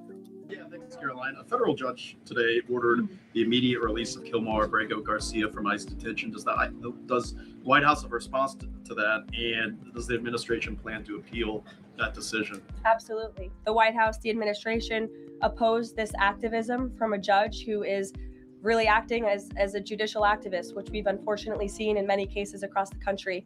Abrego Garcia is present in our country illegally. He is a proven human trafficker. He is a proven gang member. The administration has evidence of that. And as you saw from the Department of Homeland Security, they issued a statement saying they'll continue to fight this legal battle in court. Caitlin. The Democrats, okay, I'll try to be brief. The Democrats are fighting to keep him in the country because I thought they'd been sent his ass away to Africa, Uganda, I think. Because this dude was a top earner as a capo. He was a top earner as a capo when it came to human trafficking. So they're trying to get him released because the cartel wants him on American soil, trying, at least to keep their human trafficking business going. Because drugs is not the only thing they import here. So he's a top earner. That's why they keep fighting so hard for him. Two questions. I have one on Venezuela to follow up, but first on affordability, since we were talking about the economy at the beginning. If the economy is as strong as the president has said it is, then why is he telling parents 2 weeks before Christmas that they should only buy 2 or 3 dolls for their children? Look, what the president is saying is that if we want products made right here in America, if we want them to be made from American small businesses, which is a large part of the reason the president has effectively implemented tariffs, then we're going to have better quality products right here in the United States. Maybe you'll pay $1 or $2 more, but you will get better quality and you'll be supporting your fellow Americans by buying American. And that's what the president was saying.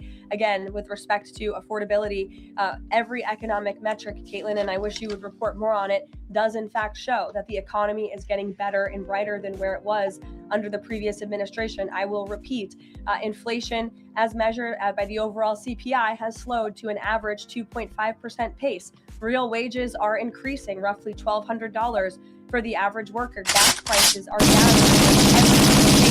across 22 states. It's below 275. You look at the every tax time effects, she talked to those Kate, are going to go into effect next year. So the best is yet to come. The president is digging our country out of the economic hole that the previous administration put us in, and that's what he's talking about. God, I can't wait to Grocery prices have been up. So we've covered the economy, but there's mixed signals in terms of what that looks like. But on Inflation is down from where it was. As measured by the overall CPI, it has slowed to an average 2.5% pace. This is down from what the president inherited. The president inherited 2.9% in January. Today, it's at about 2.5%. So we're trending in the right direction with more to come. And I would remind you, when President Trump left office in his first term, inflation was 1.7%. And the previous administration jacked it up to a record high 9%. So again, in 10 months, the president has clawed us out of this hole. He's kept it low at 2.5%, and we believe that number is going to continue to decline, especially as energy and oil prices continue to decline as well. Maybe it wasn't high under Biden. They're just saying it's not. Well, nobody reported on it being high under Biden. My predecessor was standing at this podium, but now you want to ask me a lot of questions about it, which I'm happy to answer. But I will just add, there's a lot more scrutiny on this issue from this press corps than there was. Well, in the previous administration said that too. My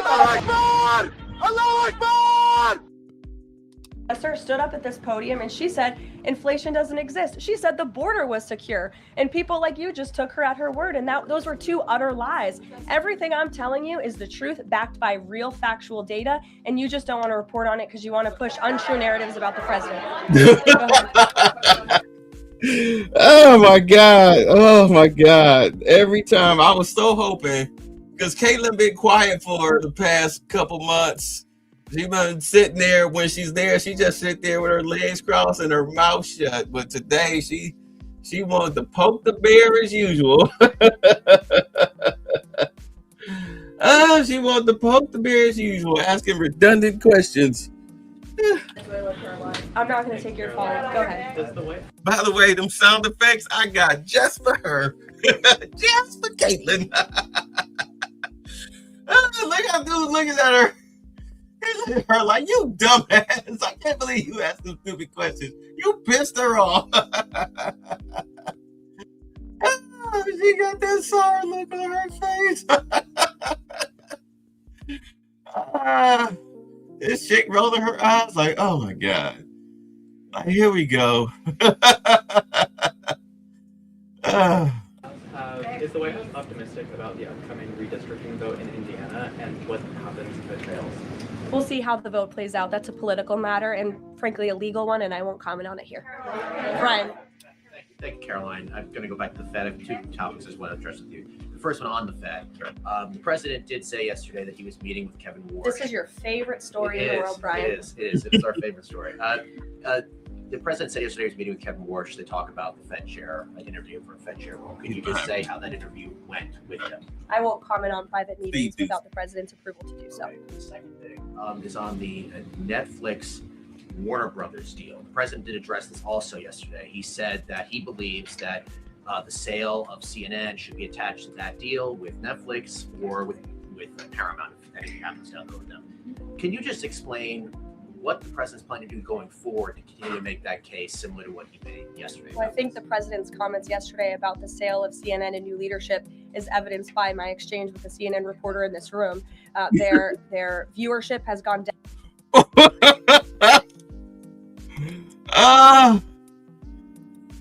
Sorry. I didn't want to laugh at what she was saying. Let me back it up. Oh my God. So vicious. The sale of CNN should be attached to that deal with Netflix or with Paramount if anything happens down the road with them. Can you just explain what the president's planning to do going forward to continue to make that case similar to what he made yesterday? Well, I think the president's comments yesterday about the sale of CNN and new leadership is evidenced by my exchange with a CNN reporter in this room. Their viewership has gone down, their ratings has declined, and I think the president rightfully believes that network would benefit from new ownership. With respect to this deal, he has great respect for both companies who are bidding against one another, and I won't weigh in any further than that. In the back, go ahead. I wasn't calling on either of you, but I'll take both your questions and then to you. Go ahead. I have two questions. One is South Korea, one on the Japan. First question, the recent U.S.-South Korea trade fact sheet made no mention of agricultural product. Does the United States want to completely open its rice and beef market to South Korea? And second question on Japan. China is using its military power to surround Okinawa, Japan. Is the United States concerned about the military conflict between China and Japan? And what action will the United States take? Okay. To your first question on South Korean beef export to South Korea, I will check with our trade team and we will get you an answer on that. To your second question with respect to Japan and China, The president has a phenomenal relationship with the new Prime Minister of Japan, as you know. He was pleased to meet her when we went to Asia a couple of months ago, and they have spoken a few times since. They continue to be engaged with one another, and Japan is a great ally of the United States, as evidenced by their personal relationship and our continued trade relations with Japan.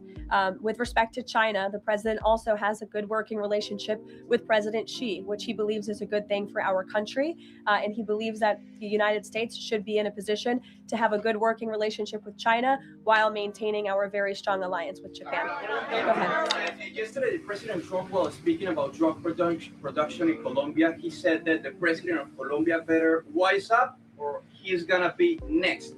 What was he meaning exactly? And the other thing is that President Petro of Colombia responded to that statement by issuing a formal invitation to President Trump to go to Colombia and to see firsthand how the authorities in Colombia are fighting against drugs. Do you think that President Trump would consider that? Well, that's very interesting. I hadn't heard the news about that invitation. I will let the president speak directly to it on whether or not that's something he would entertain. But as for his comments yesterday towards President Petro, he has been saying some very alarming and frankly insulting things towards the United States of America, and the president doesn't like it. Yes, in the blue. Yeah, Karoline? because those drugs, they run through Colombia. I mean, Colombia is big time drug sellers. And the cartels in Colombia, they losing money with these drug boats being blown. They cartels pay the Colombian government good money to let their operations run smoothly through their country. So now you've got the Dons, the cartels put pressure on him to put pressure on Trump about their money, them losing money.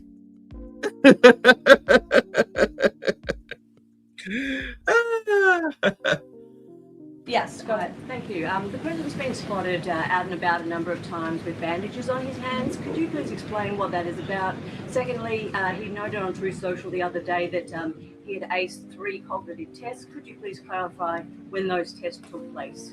I can do that at a later date. I obviously don't have that in front of me. The president has spoken about that quite extensively throughout the years.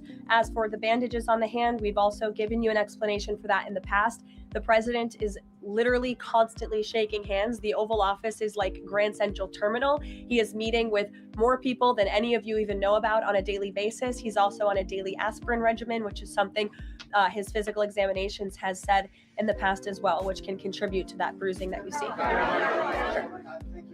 Thank you, Caroline. Back to that oil tanker. Just wanted to know, was this a one-off, or is it safe to say the administration is taking a more active look at the oil industry in Venezuela, whether targeting other oil ships or perhaps Venezuelan oil production facilities in Venezuela? Well, I won't broadcast any future actions from the administration, but I will just reiterate that the Trump administration is executing on the president's sanction policies and the sanction policies of the United States. And we're not going to stand by and watch sanctioned vessels sail the seas with black market oil, the proceeds of which will fuel narco-terrorism of rogue and illegitimate regimes around the world. Andrew? Two for you. First, when the president announced the farm relief program the other day, Secretary Rollins afterwards, right out there, told us that the program would be paid for by the Commodity Credit Corporation, an existing program. The president keeps saying that it's being paid for by tariff revenue. Why does he keep saying that if the secretary who's running the program says that's not the case? And also about his doll comments from the other night. The president's a billionaire. He's probably the wealthiest person to ever serve as president. Is it a good look for him to be telling parents, "Oh, you should only buy $2 or $3 for your kids," when he's one of the wealthiest people in the country right now? Do you think the people in that room in Pennsylvania who the president was speaking to don't know the president's a billionaire? I think that's a very well-established fact. And actually, I think it's one of the many reasons they reelected him back to this office, because he's a businessman who understands the economy and knows how to fix it. And he's doing it right now, just like he did in his first term. Yeah, that's such a stupid thing to question. But they're trying to make Trump come off like an elitist. But it's like, goddamn, like you don't. In all honesty, hypothetically, you don't have to buy your kids $6. You're not gonna tear up 4 of them before February. Their heads all ripped off, crayon marks and marker all over them, dresses all tore up, and she might get too bored to destroy the other 2. So she just put them up on the shelf. Maybe, these are my favorites. I like what I've done with these 2. The rest of them, I couldn't do nothing with them. So yeah, get her 2. She'll be all right. Let her at least pick 1 that she likes. Save some damn money while you sit up here bitching and moaning, crying and whining about the economy. Spoiled brats. Sure, go ahead. To the gentleman behind you, Andrew, yes, go ahead. Go ahead. Thank you, Caroline. On Gaza, we heard the president say yesterday that the Board of Peace members are going to be announced early next year. What is the administration doing to move the parties in the region closer toward phase 2 of his peace plan for Gaza? Sure. Well, first of all, I would be remiss if I didn't highlight what a success it is that 10 months into the president's administration, you're asking me about a peace plan in Gaza, because that's a legitimate reality on the ground right now in the region. And it's only because of this president's leadership that was able to take place, that all the living hostages were returned.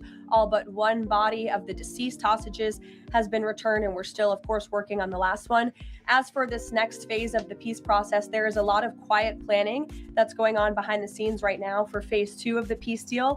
And when the United States is ready to make those announcements public on the Board of Peace, the ISF, and the Palestinian technocratic government, we will be making those announcements at the appropriate time. But the reason that the negotiators and the teams on the ground have been rather quiet about this is because I spoke with them this morning. They are trying to be deliberate and thoughtful about this.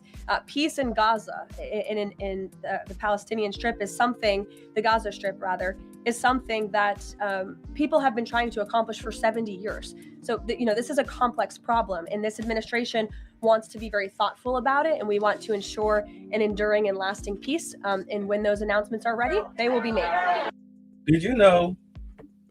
Here's a wild theory, which has some validity to it, excluding the Somalians. But because of what happened to Gaza, you have Muslims around the world, mainly from the Middle East or whatnot. They've come together to, of course, as Islamists. There's a difference. Islamists that's like extremists. They have come together, and I guess the Somalians, they've joined into it too. At least, they may not be so brazen about it. I mean, they are now, but they weren't so brazen about it. But as they came in as invaders. This is why you saw all of those, Free Palestine paid protests. So they helped to pay for that. So they come in as invaders, and then they gather in large groups, like 10,000 or more. They vote themselves into office, and then they start taking political power, just like they tried to do in Texas, but got shut down because ain't enough of you hoes for us to put y'all in office. Then you've got, of course, Mondami and Ilhan Omar. You've got Brandon Johnson, who's on the team, as is Pritzker.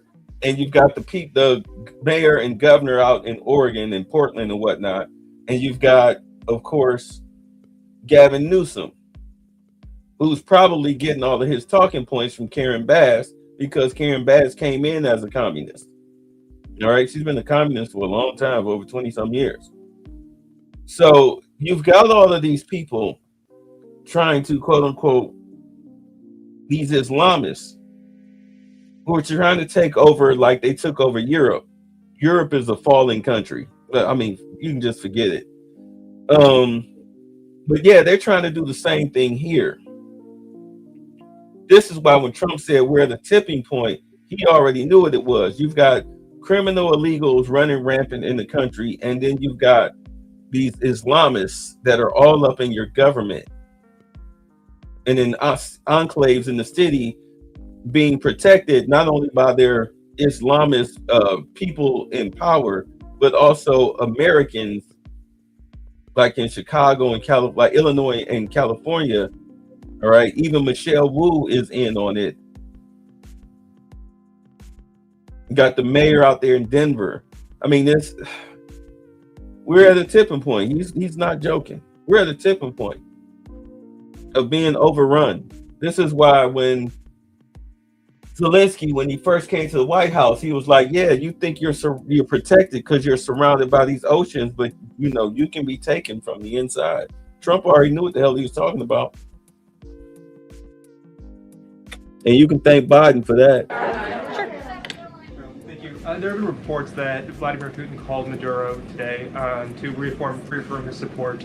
I wanted to ask if it is concerning to the president that Putin has a warm embrace for Maduro. I don't think that would be concerning to the president at all, no. I'll let him speak on it further. Spoken to Putin about that? He has not spoken to President Putin today, and I understand that call took place this morning, so the answer is no. Question about the ACA, but just first very quickly clarifying Caitlin's question. You acknowledged that CPI in January when you took office was 3%, and in September, the last month for which we have data, it was also 3%. This is why people have a big deal with the U.S. supporting Israel. But do understand, Israel gradually took over the whole land and just gave them. So now it's like, this is why they've guaranteed Gaza to the Palestinians and are going to rebuild it for them. You know, state of the art, smart cities and everything, even gonna give them jobs. But it's too late. I mean, it's too late in the sense that now we have these extremists that are trying to take over our governments slowly but surely in our cities and towns just by outbirthing us. Like they found like a Chinese birthing apartment, like a whole apartment building was nothing but pregnant Chinese women.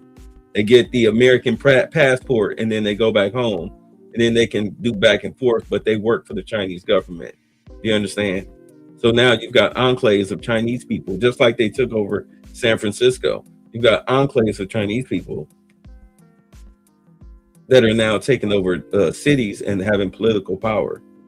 And these are like true communists. So they're going to fit right in. You see what I'm saying? It's a whole big ass conspiracy that actually is laid out right before your eyes. Flood the country with drugs and migrants, communist, socialist migrants. And then you topple it within they say about 2050. Yeah. I mean, sure, it can be an colored majority in about 2050, but do understand that it will, based on what you're seeing, it will be a communist Sharia law country. It will be a shithole. It will turn into a shithole overnight. Because if you don't have the money, if you have corporations that actually leave, I mean, do understand with these tariffs, if they get back in office, they're going to kill those tariffs. They're going to kill those tariffs for their countries. And then they're just going to bleed America dry. So this is why Trump is doing what he's doing. Get them up out of here. Bring these factories in here. Get Americans back to work. Get the prices to go down. Run these Islamists, run them out of the country. Denaturalize them if you have to. But throw people in jail if you have to. But you've got to get them. You have to get them out of a powerful position in the United States, where no matter what nationality they are, you have to break that shit up. You got to get the cartels, drugs, and their people, their criminals, their gang members. You got to get them out of here. You got to clean this shit up. Biden, they almost toppled this country. Y'all have no idea. 3%, so inflation. No, it's 2.5%. Not in September, it was 3%. It's 2.5%. The average CPI right now, I have it in front of me. In President Trump's first 8 months in office, inflation as measured by the overall consumer price index has slowed to a 2.5 average pace. This is down from the 2.9% inherited in January. January is 1 month. So Kelly, in the back. Can I ask you about the ACA really quickly? There are a number of plans that are floating around on the Hill right now having to do with these premium subsidies that are about to expire. Which plan does the White House support?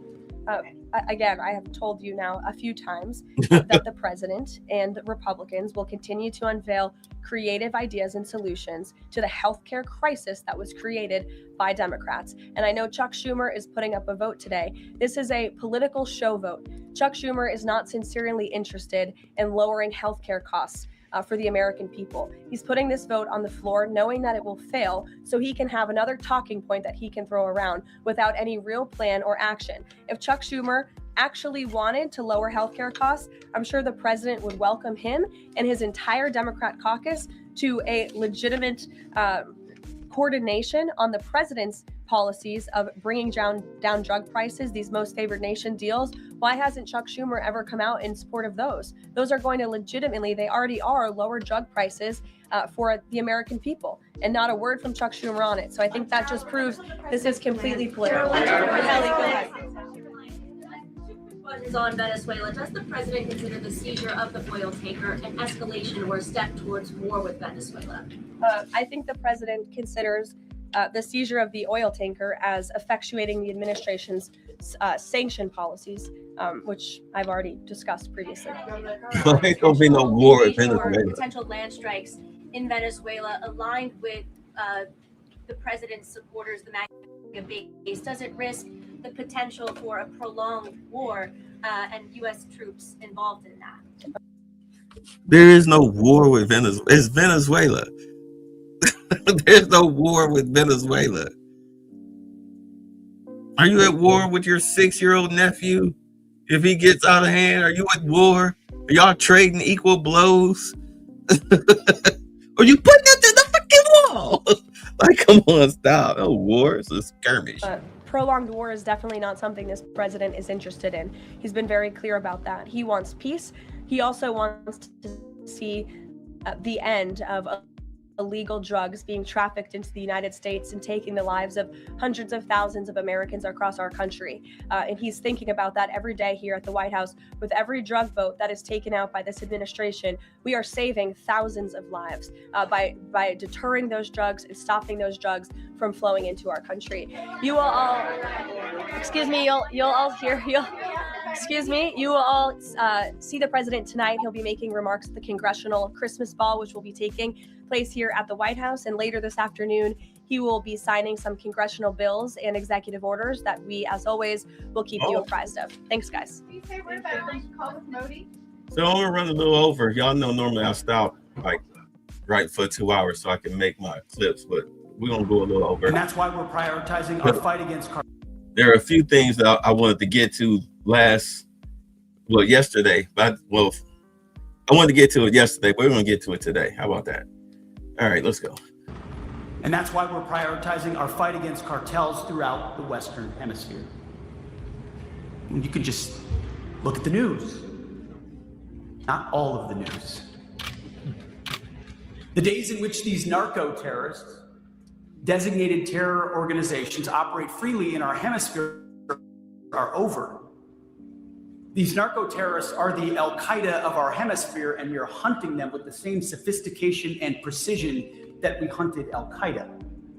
We are tracking them, we are killing them, and we will keep killing them so long as they are poisoning our people with narcotics so lethal that they're tantamount to chemical weapons. Say it with your chest. And we're not doing this on our own. Throughout our hemisphere, our allies and partners recognize that these narco-terrorists threaten them as well. So we're working together, sometimes overtly, sometimes not. And we'll keep doing so for the sake of a safer, secure, and more stable hemisphere for all of us. But make no mistake, where a country cannot or will not do its part, then we at the Department of War will always be ready to take decisive action. In this hemisphere, in our hemisphere, there is no safe haven for narco-terrorists. Securing the border does not mean we're losing sight of other critical homeland defense missions. On the contrary, we're doubling down.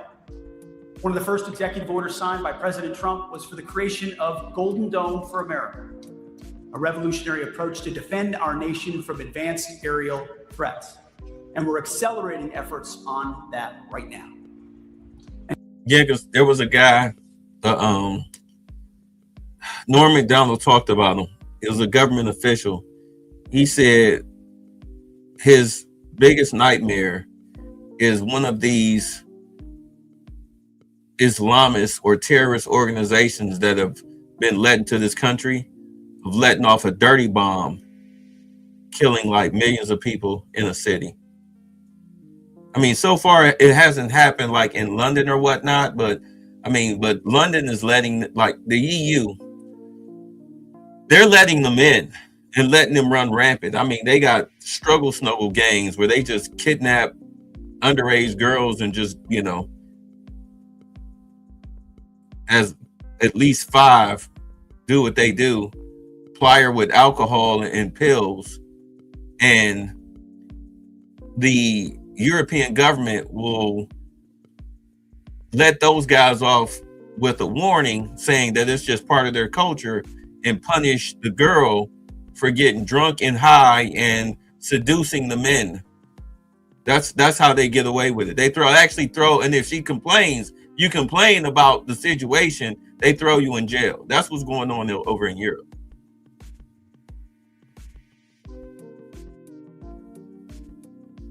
The Islamists have completely taken it over to where their government does something ass backwards, such as that.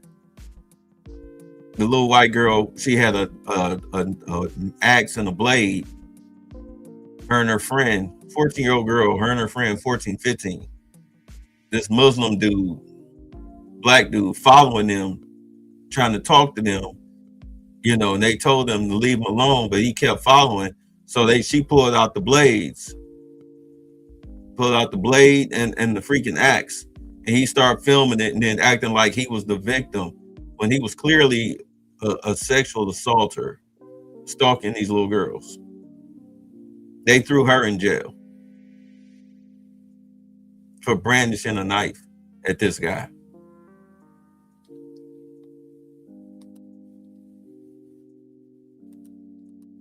Golden Dome will produce tangible protection for this country inside the time frame of this administration and beyond. President Reagan promised SDI, Strategic Defense Initiative. President Trump's doing the same thing. Now the tech has caught up. We can actually build a Golden Dome for America, a game changer. Hence NVIDIA with them chips. Senator, have you seen the video? I have seen the video. And it is deeply disturbing. I am mostly concerned with the fact that we are putting our American service. They're talking about them blowing up the boats. And like I said, you can always tell who profits, who's losing money, just by how they talk. Men and women in jeopardy here. We're putting them in jeopardy in case they ever get shot down. We're putting them in legal jeopardy. They could be brought up in international criminal courts. And so what we're doing here is taking those professionals, their utmost professionals, and putting them into harm's way. And that's what bothers me the most about what Pete Hegseth is doing. He is the least qualified Secretary of Defense in our nation's history, and he's very cavalier about doing things. The fact of the matter is, only Congress can decide that we can go to war, and there was no such declaration made. Yeah, there's no declaration of war because we're not at war. We're not at war, unless you're saying we're at war with drug dealers. So if we're at war with drug dealers, then who do we declare, what nation do we declare war on that, is really not going to be a war, because one warship can blow their little shithole country to smithereens? Or our technology really is so great that we can just drone strike him to death. Just boom, and then be done with it. Why do you think Maduro is running? It ain't us he's afraid of. So who are we at war with? Who are we at war with? Because do understand, war means that you go in and invade and just take over the territory. But that's not what we're doing, dumbass. So who are we at war with? I just want to make sure that that I get this accurate, you have seen the classified video of this particular strike, the first strike, and then the double tap as it's known. No, I've just seen what's been available in the media. Okay. I've read the full report, but I've not seen the actual video. Then what the hell are you talking about? She started off talking like she saw the video. So Dana was like, wait a minute, hold on, because we haven't seen it. Like, this is a classified document. You telling us you seen the video? No, I ain't seen the video. Then why are you wasting my time with your opinion? Who gives a shit if you double tap drug dealers? The fuck? You want to protect drug dealers? From another country? Is that what you're doing? Why? Let's do a forensic run on your account. I've requested to be able to see the actual video. I've also actually asked to see the after action reports from the pilots and the drone operators, as well as the intelligence debrief that all pilots and drone operators conduct after they have completed a mission. You ain't gonna do nothing. All y'all gonna do is bitch and moan, but nothing's gonna happen. Would you take a Somali immigrant or Afghan immigrant into your home? We're trying to get people to pledge to commit to that. I don't even want to be in my home. Do you think that Americans should welcome in third world immigrants? I mean, yeah, I think so. We're trying to see if people would take a Somali or Afghan immigrant into their home. What do you mean by take into their home? Like, do you have extra space for them and they can come from the third world and stay with you? I'm a student. I don't have a home right now. We're a country that's inclusive of all nationalities, all countries, all peoples of the world. Would you sign our petition here to stop Trump's racist immigration ban? Could you take, how many immigrants could you take into your home from third world countries that he blocked? I couldn't take any. I don't want people to stay in my home. If you're concerned about these people, you can take care of them. No, I'm not. Hey guys, this is Matt Miller with Liberal. Today I'm here in liberal Washington, D.C., in one of the most affluent neighborhoods, Capitol Hill, asking people what do they think of President Trump pausing migration from third world countries, 19 countries he's designated, including Somalia, Afghanistan, and Venezuela. I also want to see, would they be willing to take in a migrant from one of these countries into their own homes? Let's see if these folks will put their money where their mouth is. Do you think that Americans should welcome in third world immigrants? I mean, yeah, I think so. There's a vetting process, but yeah. There's a vetting process. Like, how important is that vetting process in your opinion? I mean, I don't know the ins and outs, but I think it's important to do a solid vetting process. Yeah. Do you think that there might be complications with doing a vetting process with a country like Afghanistan, for example, where it's like the Taliban runs Afghanistan? Like, how good are their records, criminal records on people, financial records? Could it be a challenge to actually properly vet people from there? I mean, it might be a challenge. Yeah. Again, I don't know the ins and outs of the immigration process, but I know that the guy who committed the shooting, like he worked with a CIA-backed, arms group. So yeah. He did. Yeah, he was helping American troops fighting the Taliban, but obviously, he was still an anti-American radical of some sort.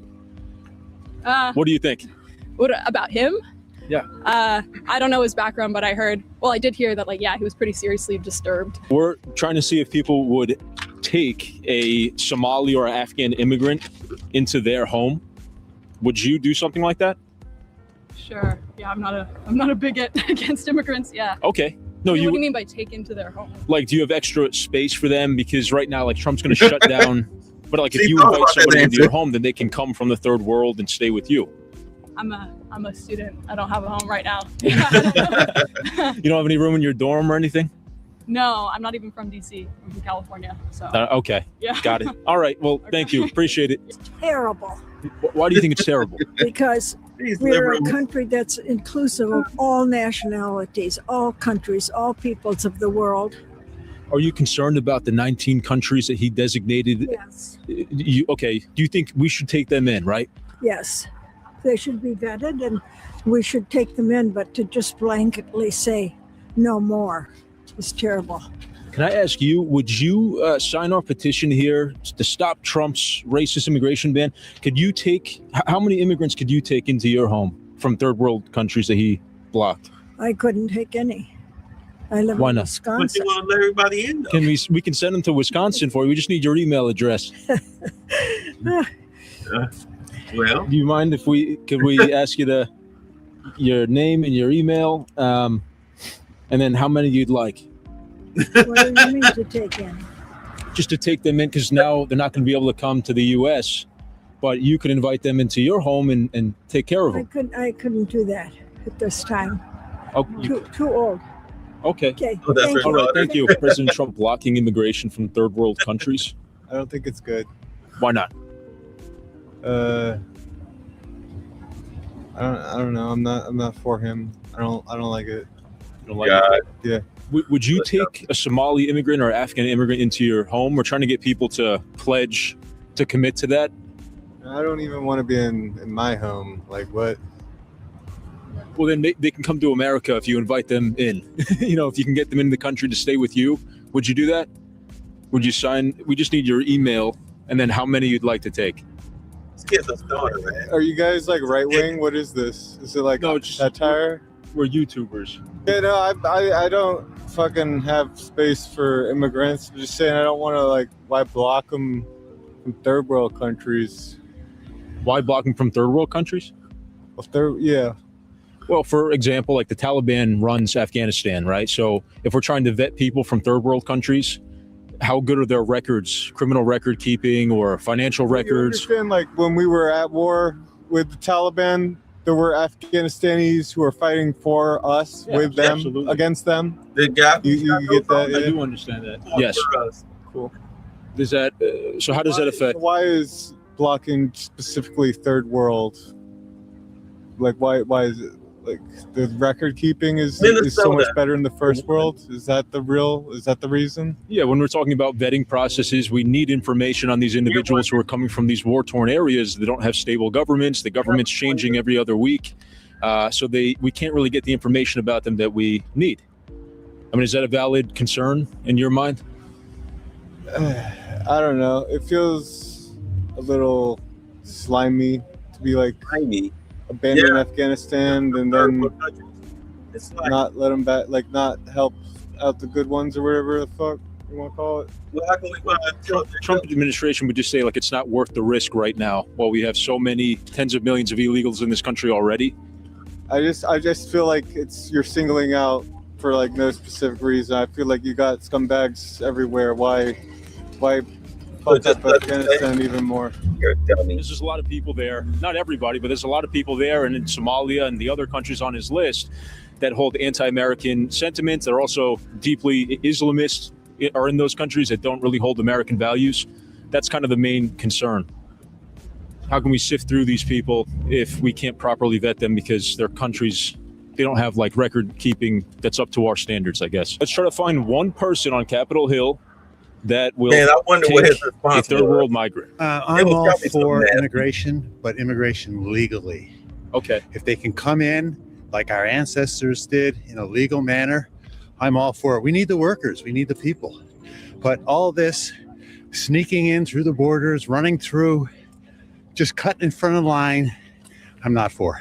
Absolutely. Now, one of the concerns is that these third world countries that were designated, the 19 on the list, a lot of these places they don't have modern record keeping, so we can't actually vet who they are. Like if we ask the Taliban who's running Afghanistan, who are these people? I mean, are you concerned about that too? Like, yeah, that's a concern. You don't know who you're allowing into the country. Could be someone just like the one who just shot to national security. I'm sorry, National Guard. Yeah. And whoever else. That's a tough one. Because unfortunately, you eliminate a lot of good people. But unless we're sure, I would not be for just allowing them to come in unless we could track who they are. It's not worth the risk. No, it's not. No. So we're trying to find one person who will actually take an immigrant from one of these third world countries into their home so that they can come to America. Would you do that? Oh, yeah, I would. You would? Yeah. Can we get your signature and your email address?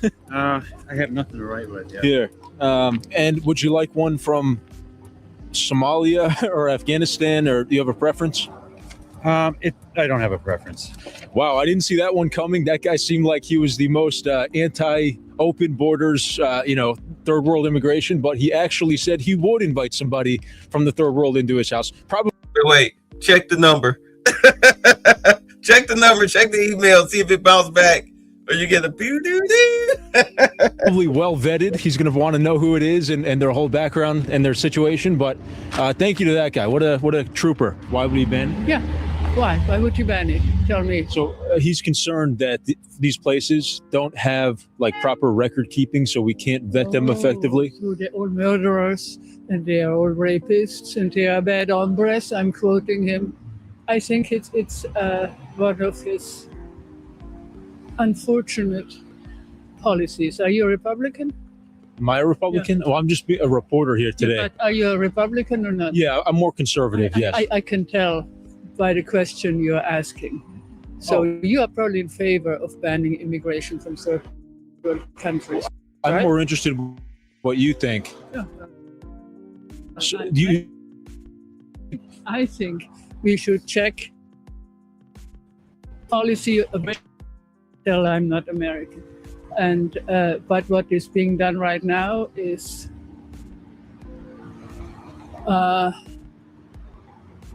unfortunate. It's unfortunate. Yeah. Because it creates a lot of unhappiness, a lot of misery, and. Quick question: is the video playing smooth on y'all end? Because I'm looking at the actual screen and it's playing smooth, but now I flipped over the StreamYard and looked choppy. So just making sure y'all getting the quality entertainment that YouTube delivers. We need people. She doesn't take into consideration. That's about it. I mean, are you concerned though that, let's say, for example, Afghanistan? I'm an immigrant. Yes. I'm not an immigrant, actually. I came here because my work brought me here. I didn't think I wanted ever to come to this country, but then I liked it. Yeah. Now I have my doubts. Oh, you don't like America? No, I don't like Trump. You don't like Trump. So what he's concerned about is that, like, Afghanistan the Taliban runs Afghanistan, as an example. Do we think that they have proper record keeping of individuals coming from that country where we could vet them appropriately? Or Somalia, that's another war-torn country? They are all gangsters there. He just said it yesterday. They're garbage. What are you asking? That's his definition of people from countries. It's not a way to cooperate in the 21st century. Okay. Not at all. It's an insult. He's responding to the people in Minnesota who stole hundreds of millions of dollars from the taxpayers, sent it to terrorist groups in Somalia. Oh, we know. Are those people garbage? We know that for sure. That all the Somalis in Minnesota stole and sent it to terrorist groups. Yes, the New York Times reported. Do you trust the New York Times? All the people in Minnesota are gangsters or sending money to terrorists in Somalia. No. But there were over 50 that were Somali migrants. They sent it to, and that's what he was reacting to. No, I think what he wants is a white America. He doesn't want people of a different color in their skin to come to this country. It should be white and it should be Christian. And he does everything to throw out the people who are not like that. He can do it. Why do so many Hispanics and blacks support him and voted for him in the last election? Well, we will see if they vote again. Okay. If we'll vote again, this is his last term. And everybody's pretty much shooting in J.D. Vance because there's nothing coming from the Democratic Party that make you go, ooh, let's hear what he got to say, unless it's to laugh and joke at. But no, it's, you can tell somebody they watch CNN.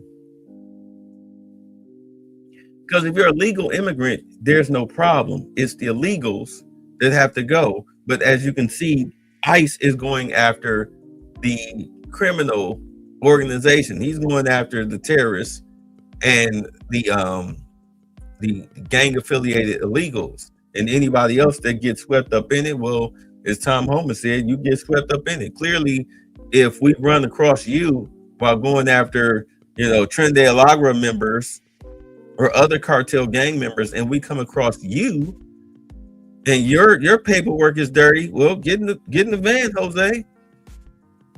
Get in the van, Jose. We don't care. That's why they had Christy Nome sitting up there. Some Asian dude, he got deported back to Korea. He had been here for 38 years, but his paperwork was dirty. Same thing with some dude's wife.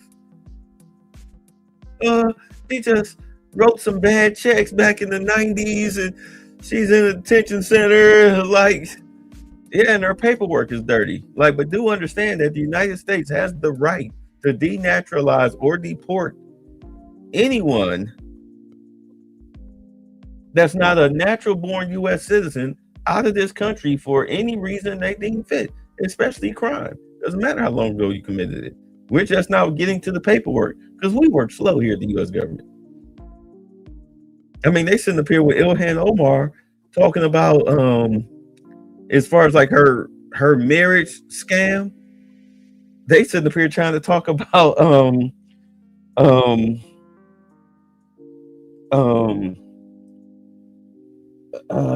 crap. They're saying that they can't prosecute her because of the ability to prosecute. The time is expired. I'm sorry, my mind is drawing a blank on that. But they're saying that they can't prosecute her, or there's a possibility that they can't prosecute her because damn it, it's on the tip of my tongue. But it expired. The time to prosecute is expired. Statute of limitations. There it is. The statute of limitations is expired. So they're like, well, you can't get her on that. There's a possibility you can't get her on that. Like, it's okay. Like, trust me, we'll link the fraud to her. We've already linked it to her. We're just going over for how long she's been doing it. Because again, when Elon Musk left Doge, the next day, the Supreme Court gave Doge the power to have more than read-only access into people's social security numbers. So if they have her, of course, they have her social security number, and through that, they can go ahead and get subpoenas for her bank records. All of them linked to her social security numbers and her husband's and her affiliates. And see where all this money is going and who got how much for how long and where they sent it to and what they spent it on, because all your credit card receipts is, linked to your bank account through your social security number. Welcome to blockchain. So they got you dead to rights either way. It's just that people have been talking about this marriage scam thing, this immigration fraud. You committed immigration fraud. It doesn't have a statute of limitations. Hence, the guy being here 38 years, being deported back to Korea. He already there. And another chick getting ready to get deported. She been here, over 20-some years. Like, yeah. You committed immigration fraud. That's why Pritzker doesn't want the ICE at the courthouse. Like, dude, you can't stop us from going up in the courthouse. I don't even know why you signed this. You signed this like you was doing something. We are the law, no matter what land we're in any state, city, town, municipality, etc. We are the federal government. You answer to us. You don't tell us what to do. Watch they be up in there. That shit was just as useless as Brandon Johnson spending taxpayer money on them stupid ass signs talking about some ICE is not allowed here. You're not allowed to park here. Shut up. Tow a vehicle, see what happened. You already got one guy in California facing 10 years. Go ahead, tow it. We dare you. We dare you. We'll make examples out of you.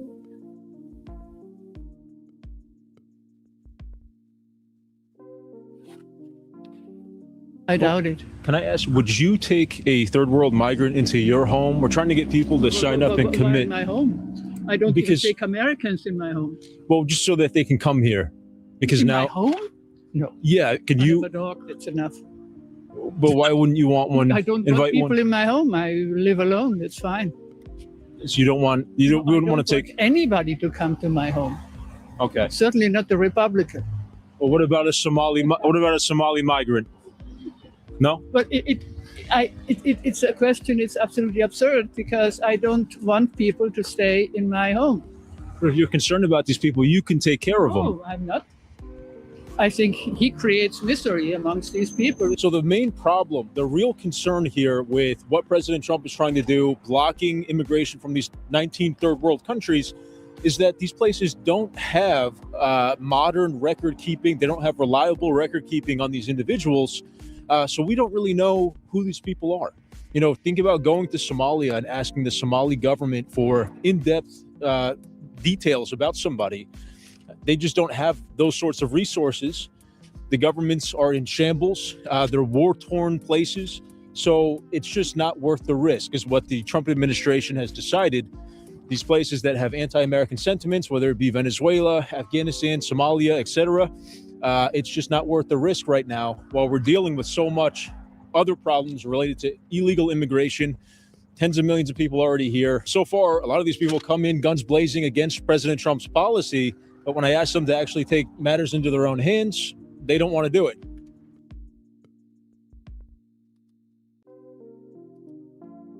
There you have it. There you have it. I swear to God, man, this shit is a joke. I can't wait till they sell CNN.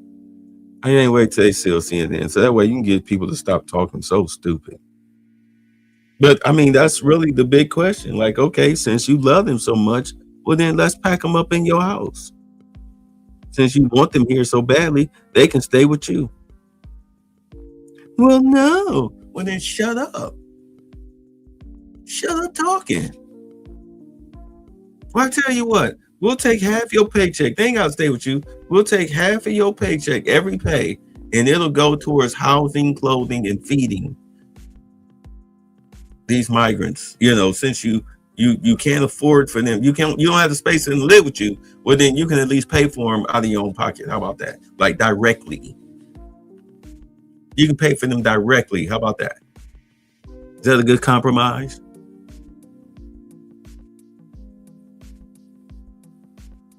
It's not a coincidence that inflation just skyrocketed once Biden got in office and opened the doors for them to just pour themselves in here.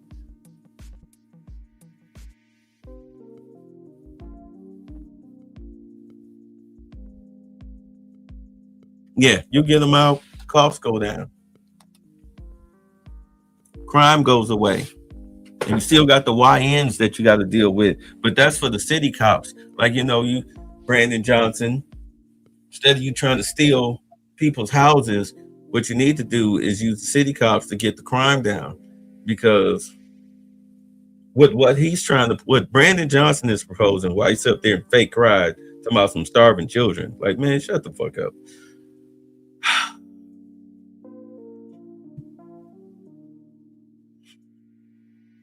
It's like, this is how you know that these people are purposely trying to destroy these cities.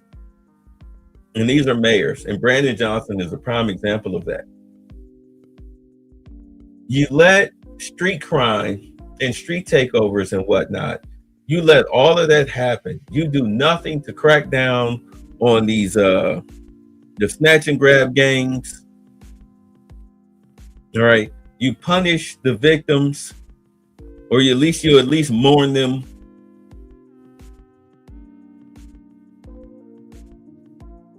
If the victims fight back, you punish them. If they die, you just mourn them. You're so soft on crime that because of crime, businesses shut down. You're starving for money.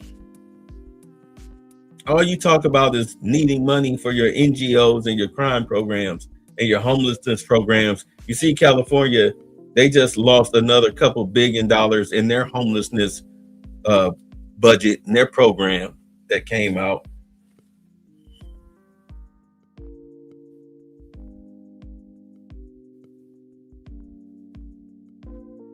You have no jobs because of the loss of businesses.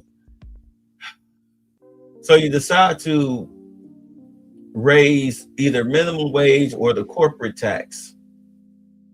100 employees or more, $21 a head annually. And they go, okay, no, thank you. And then they decide to leave. Or like Mondami, you threaten to tax a white neighborhood. You know, the neighborhood that pays 48% of your city taxes, you want to tax them more. So their houses go up for sale and they just go back down to Florida. If I'm not occupying it, the only thing I have to do is, pay my land tax. But, I can just sell those homes back to the bank. I can even afford to let them go into foreclosure. My credit, I'm not worried about the little blip, a half a point that I'll lose in on my credit report. I'm JP Morgan and Chase himself.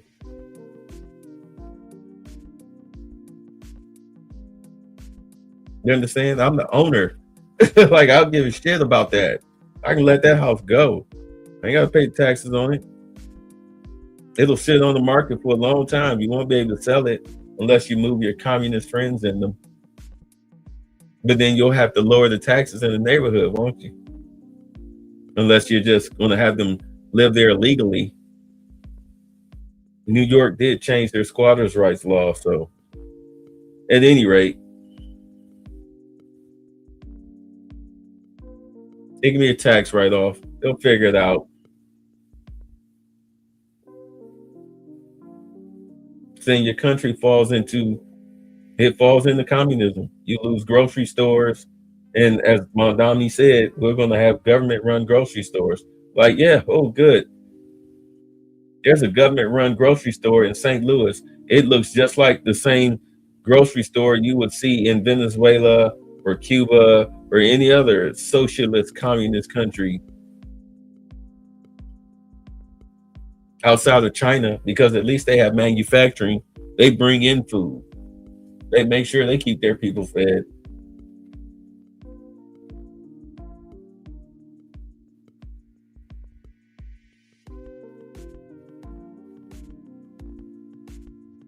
Yeah, so people will starve to death and die. It'll literally be just like Escape from New York, just like Escape from California. It's literally heading in those directions. Chicago too. Boston too. Turn the country over to foreigners. And you just take it, city by city by city. You create your enclaves.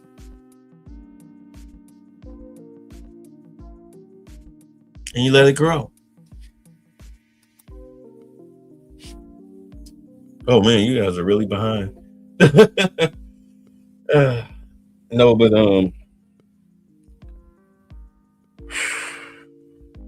CNN won't tell you that. Saying China is the biggest manufacturer to the world thanks to Clinton. Yeah, thanks Clinton. So NAFTA, and them secrets, and that debt. That's why they tried his ass. They really wanted to try him for treason, but they couldn't. So they thought that they just go ahead and have him impeached. They wanted him out of office quick. Oh, they wanted him out of office so bad. Like, wait, how did you get China to forgive the debt? Huh? I said, how did you get China to forgive the debt? Oh, wait a minute, hold on. I'll be right back. My wife calling. Look into this. He did what?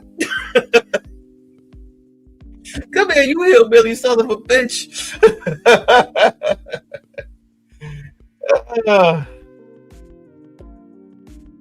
Good Lord. People just be playing with this country. Who they be playing with this country? But when Ilhan, like Jasmine, she's going to be voted out of Congress or out of politics. You say, I had to step away, take a nap, because driving long hours. Oh, okay. Yeah, you don't see Jasmine. She's drummed out of Congress, as is Al Green. Ilhan Omar is about to be deported and probably jailed jailed first, then deported, and stripped of her wealth. AOC, they're not worried about the Aisha Presley girl, the bald head chick. They ain't worried about her. She's just a talking head.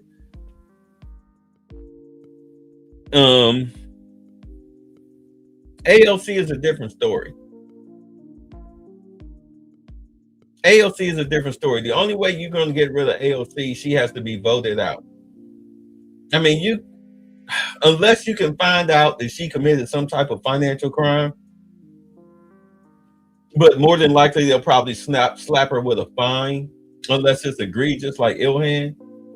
She'll have to be voted out, which means that you need the Supreme Court to go ahead and make gerrymandering unconstitutional based on race, because that's what they're trying to gerrymander for, is gerrymandering based on race. But no, the seat should be based on, votings in populations. You know what I'm saying? So boom, you gotta split it up. You gotta split it up. You have to break it up so that way it's fair in all 50 states.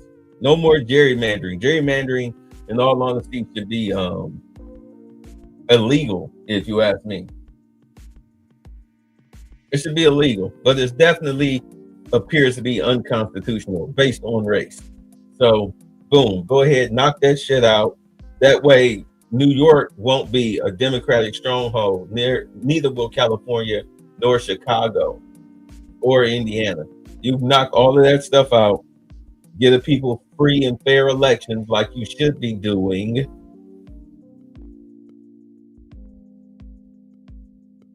And just off the rip of that, the Democrats will lose anywhere between 40 to 60 seats. You say, what gets me about Jasmine Crockett supporting Israel? That means she supports Israel policies more. Then you got Mondami hating on Israel, but they both in the Democratic Party. Well, they don't get along. Just because you have to follow marching orders don't mean you get along. I mean, we saw that with Marjorie Taylor Greene and Trump, because she wanted to keep the illegals in the country because it would ruin her family's construction business or something like that. And it's like, you know what? Get the fuck out of here. Like, are you kidding me? That's why I call her Marjorie Taylor Greene. At any rate,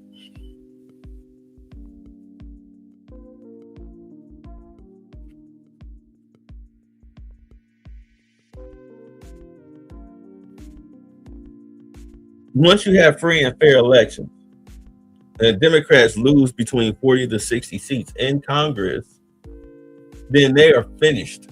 They're done. They'll never recover from that. They will perpetually be the minority party. They'll have to actually speak to a different voter base because you just wouldn't have the numbers. This is why trying to keep the illegals in the country is so pertinent. They need the numbers when it comes to not just keeping their congressional seats, but also, based on the census or whatnot and gerrymandering, but also through the votes. So to my theory, is she going to win as the senator in Texas? No, she don't have the votes. She don't have the votes. She don't have the votes. She ain't gonna beat that white man out in Texas. That's a red state. The Senate isn't decided by Houston. It's by the state. She ain't gonna beat that white dude out. She'll just beat out all the other incumbents to be in the primary. So that way she's at least on the ticket when it comes to her and the opponent. Oh, so is she not gonna win? Yeah, no, she ain't gonna win it. You forget that. Yeah, but the Republicans, they'll be finished.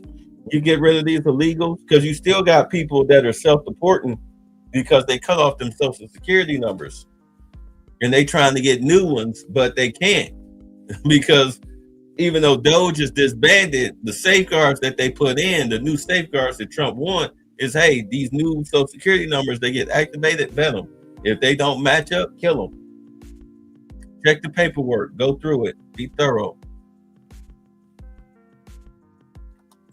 Yeah, that's why Texas deeply red. So yeah, so they're losing money. The cartel is losing money.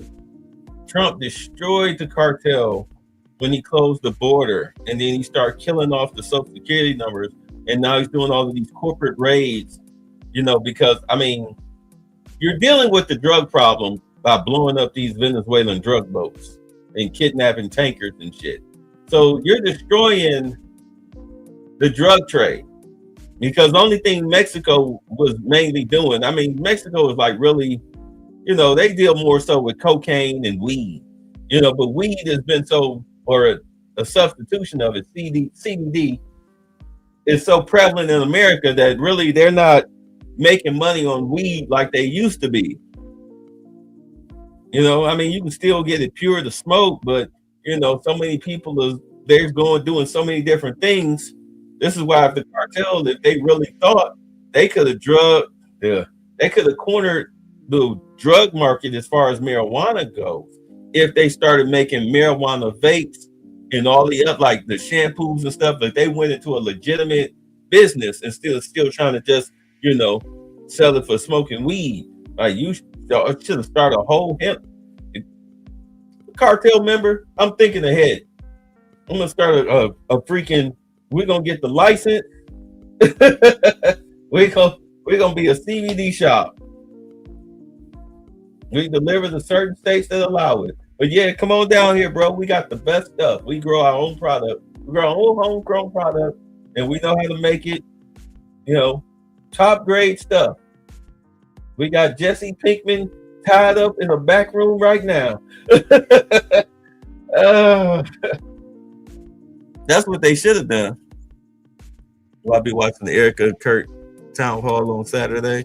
I mean, I'm done with Turning Point. I mean, Charlie Kirk was the only draw. So maybe I'll catch the highlight. Somebody will do a highlight. Matter of fact, I never did shout out Nate the lawyer. I hope he does well with his surgery. I hope the brother recovers. I meant to get around to give him a shout out. Yeah, but maybe somebody that I trust, they'll do the proper highlights on it. Jasmine probably could have won that in Michigan. She would have to be my worst nightmare. You know what? Michigan, she would have to, if she was a Muslim, she'd probably get it just from the Dearborn vote and the Somali vote, and possibly the black vote. No, but yes, Democratic Party, they are in danger. That's right. I was talking about Trump and the drugs. So he already killing the drugs. He's getting out the gang members, the Trindale Lagra and other gang members, MS-13, whatnot. They're getting the cartel people up out of here. Of course, you've got these NGOs or whatnot that are funded by not just Soros, but also by the cartel. I mean, they're creating apps and all this stuff to do ICE trackers. And like I said, I'm a broken record with this. If you start popping watermelons in California when they had them riots, you just got out when that dude was throwing them bricks at them cars, or a car ahead would have stopped, got out and popped his ass. Because he decided to throw a brick at them. If they popped his ass, pop,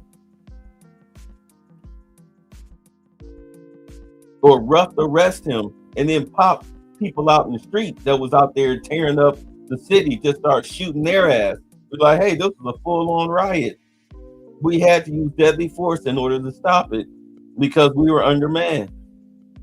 Because, your governor didn't want the National Guard here, not realizing, because, he doesn't know how to protect the country in matters of national security. This fool defunded the police.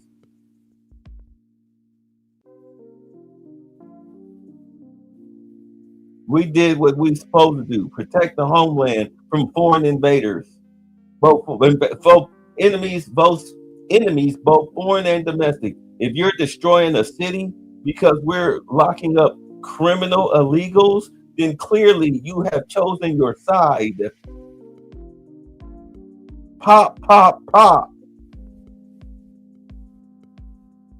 they'd have done that in California, none of this would be happening. All these goofy protests and whatnot, and them shooting agents.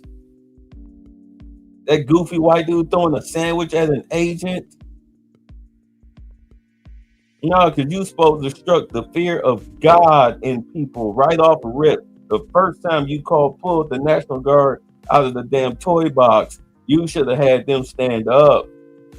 Like, we're not fucking around here. The nation is at stake. I don't give a fuck what you got to say, CNN, AOC, Jasmine Crockett. I don't give a shit what y'all got to say. You brought these crazy psychopaths in here. I'm cleaning up your mess. You ain't charging nobody shit. You don't have the voting power. This is why they need to win those midterms. Come on, Congress. Make gerrymandering, make it unconstitutional before the midterms.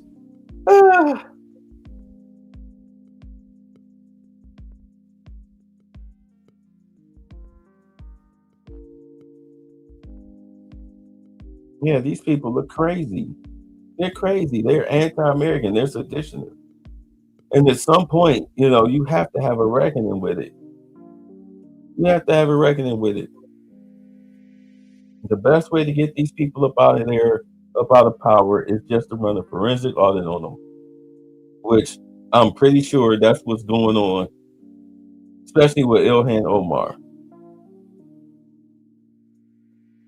All them whistleblowers that were sending in tips to the government about these people stealing money, and Tim Walz getting his cut, running a criminal organization up there in Minnesota, led by the governor. And Ilhan Omar was she was the mule. The programs were opened up through her. And all these people did was just grant everything, even got the judges in on it. They said one judge, they bribed him $200,000. Well, they told him the bribe was $200,000. They got the Somalian dude on tape with a large grocery shopping paper bag, dropping off the money on the guy's porch. It ain't like like our porches. I mean, we're talking about you got to go through some iron gates and up a long driveway and up some steps to get to the porch. Yeah, he left a bag of money on the guy's porch, but it was reported that he only got 120. And the reason why we know this is because the judge made us think about it. It was friends and colleagues. And of course, they reported it. And of course, Tim Walz did nothing about it. So they sent the, report to the federal government. And Tim Walz retaliated against them, getting you fired, having Somali gangs beat you and all this stuff. Remember, they killed that girl, Gretchen Whitmer or whatever? They killed her. Yep. You know how dumb these Black Americans voting for her. I think the midterms in November on election day. Yeah, you have them every 2 years, which is crazy. But in all honesty, I think there should be a cap on, how many years served. It should be no different than the president. In all honesty, there shouldn't even be any midterms. Like you can do some impeachments if you want to. You can do some recalls, right? You can get somebody to challenge for their seat. Well, I guess that's what the midterms are. But in all honesty, I think the Congress that you get as president is the Congress that you stick with for your term. You should vote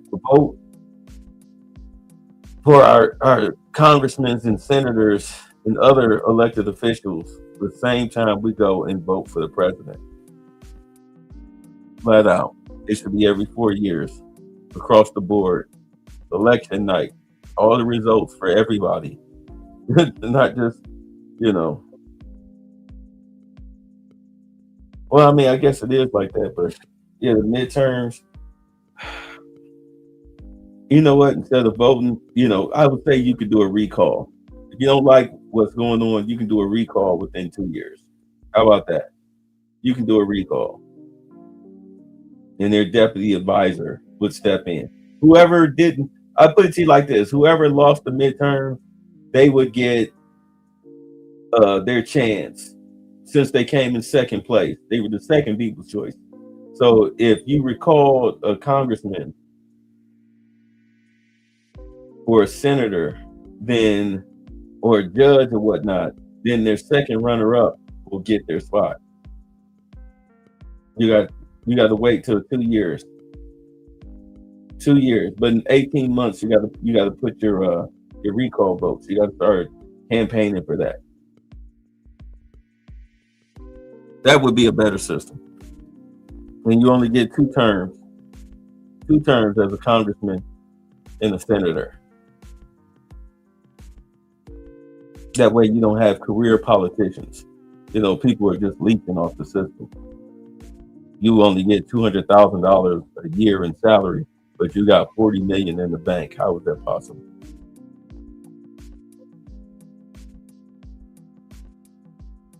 That in itself should be an investigative crime. That should be investigated like automatically. Like, motherfucker, you better show me that you did 10 lectures a day, Monday through Friday at these college campuses or something. I mean, you better be out there like a damn fuck. What is up with me and names today? Kevin Hart, you better be out there like Kevin Hart on stage, you know, doing tours. 3 shows this night. And doing tours like a band to have $30 million in your bank account. And we better see all the receipts, all the invoices. Yeah, we want everything. So make no goddamn sense. Jasmine, Ilhan, AOC.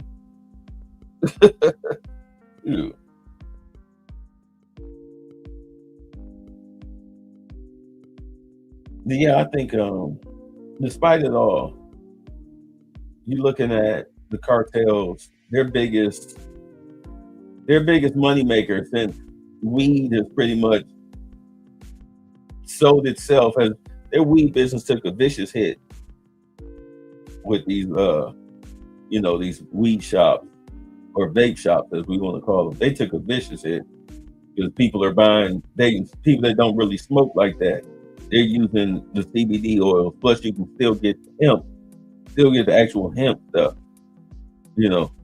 but it's mainly CBD. And the kids don't care. They might blaze up the real stuff every now and then, but usually it's like coming out of California, which is where they have the cartel, they have their operations out there anyway. But you can also get it, you got to grow in Michigan, you got to grow in Ohio, I think you got to grow in Kentucky, I think there's a grow here. You have so many different corporations or people with grows, like even Calvin Johnson, former Lions wide receiver. He got a grow house. He sell weed legally in Michigan because it's legal. So weed is not their main source of income. Their main source of income is, well, it was cocaine until Trump shut down the border.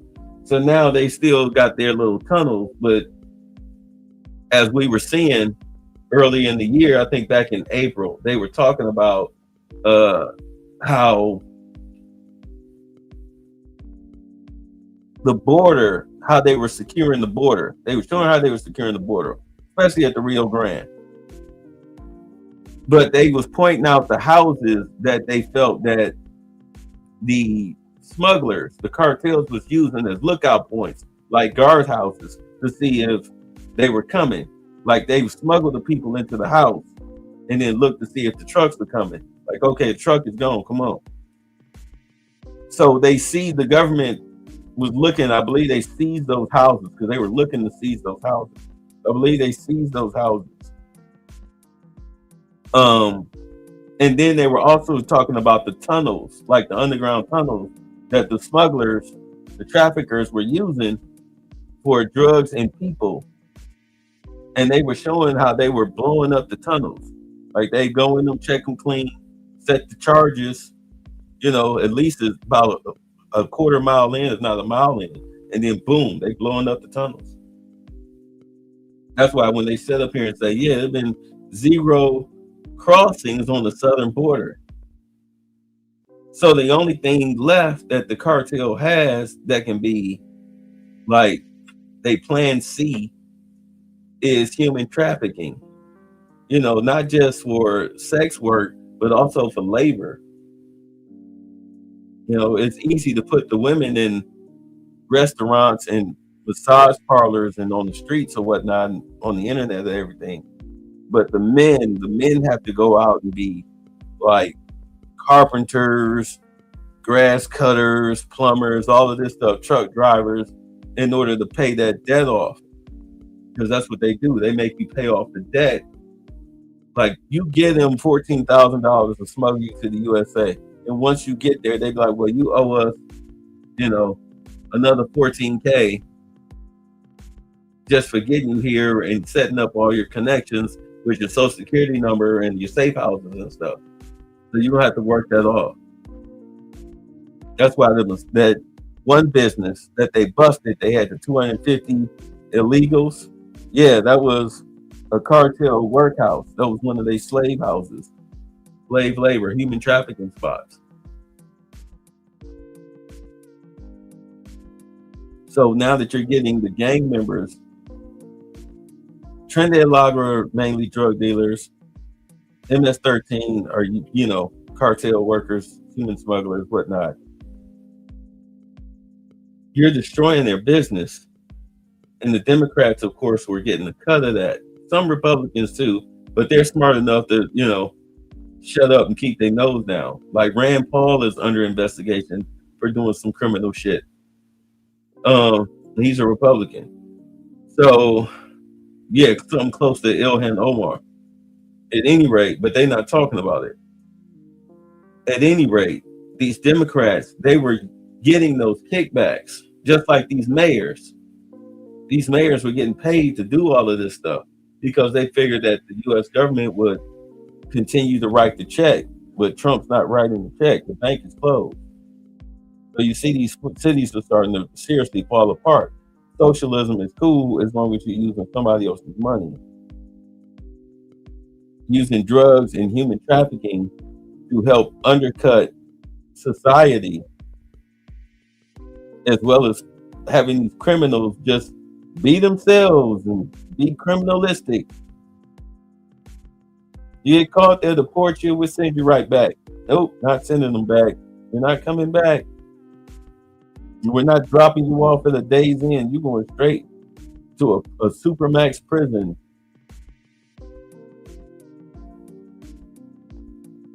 So you got all these people that are self-deporting because they're afraid of getting locked up.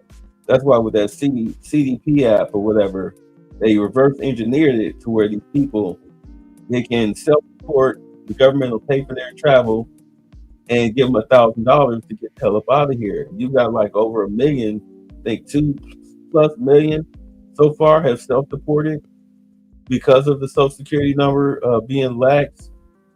And now the cartel has no way of getting their money.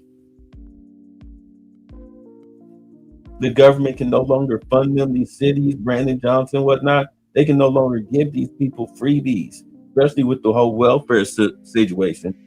So they're getting the fuck up out of here before they get tackled to the ground and thrown in the back of a van and possibly sent to a detention center by ICE.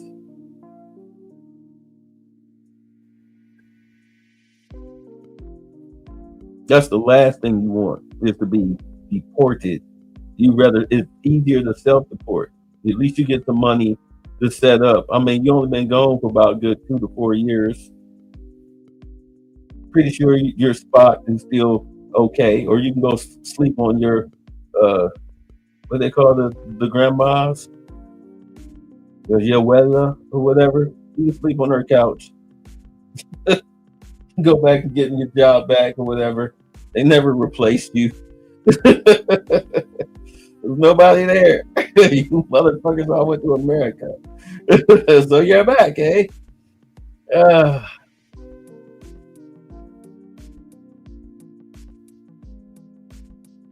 And now you've got the big, beautiful bill that's going to give all of this money to the Defense Department. That includes ICE and Homeland Security, as well as that whole Golden Dome thing that they're talking about. It's going to cost $2 trillion. You know what Elon was kind of pissed off about, but it is what it is, bro. I mean, how much is security worth to you? I mean, it's the only question you can ask them. How much is security worth to you? How much are you willing to pay for security?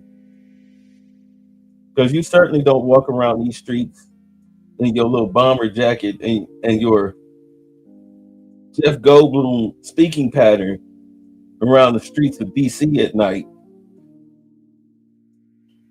by yourself.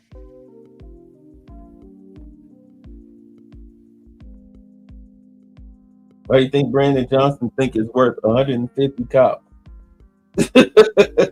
for him and his family? Scary motherfucker. You want to defund the police, but you got half the fucking department working for you to protect you and yours. You scary motherfucker, you. That's your mayor.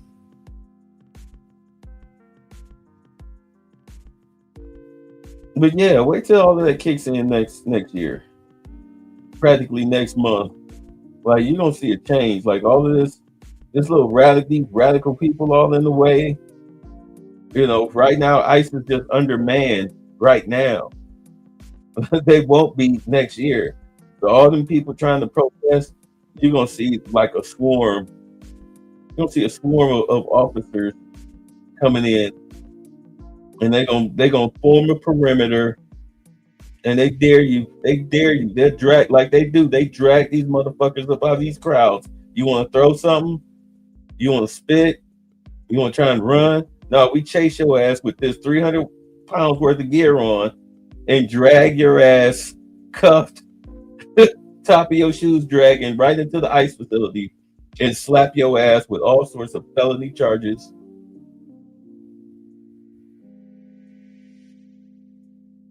In all honesty, what they really want to do, they want to see who's gonna bail you out, because the biggest thing they did was take away the no cash bail. Like, no, you got to pay cash to get bailed out now, especially in federal court.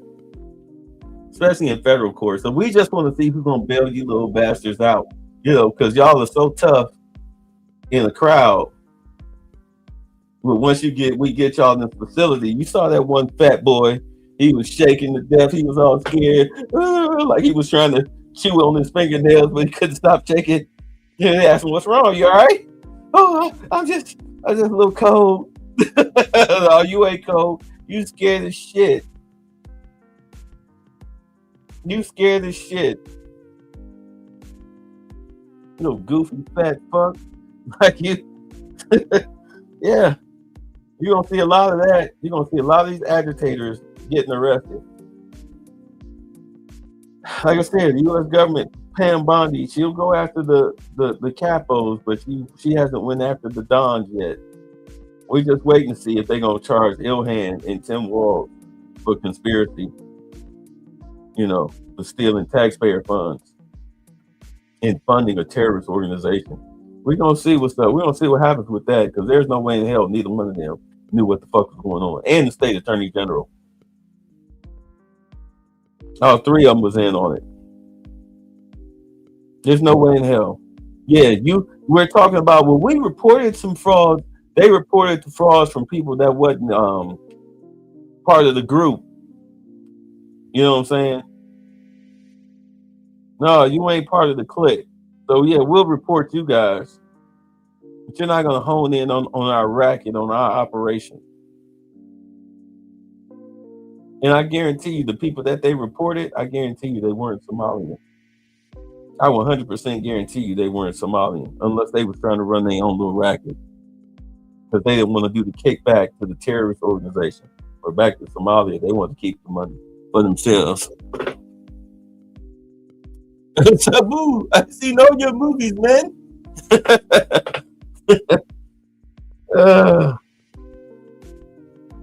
Hey, it's Kunta Kinte. I'm sorry. Who's that guy? I think it's Cooking with Frank. He talk about Umar. Hey, it's Kunta Kinte. Anyway, let me stop. No, but we'll see. We'll see. All three of them should be charged, but more than likely, Ilhan will probably take the fall. Ilhan will probably take the fall. The state attorney general will probably step down. And Tim Walz, you know, they'll call for him to step down, or they'll throw him in jail. I'd rather they just throw him in jail. In all honesty, all three of them should go. But the state attorney general, he'll probably be the first one to crack and say, well, yeah, you know, I came to her about this, and she said, we'll talk to Tim. And Tim said, you know, turn a blind eye. You know, he threatened my family. You saw what they did with Gretchen Whitmer. They had the guy shoot her and her husband and her little dog too, as well as two other lawmakers. So I was afeared for my life. You see Somalian pirate gangs running around the city attacking people.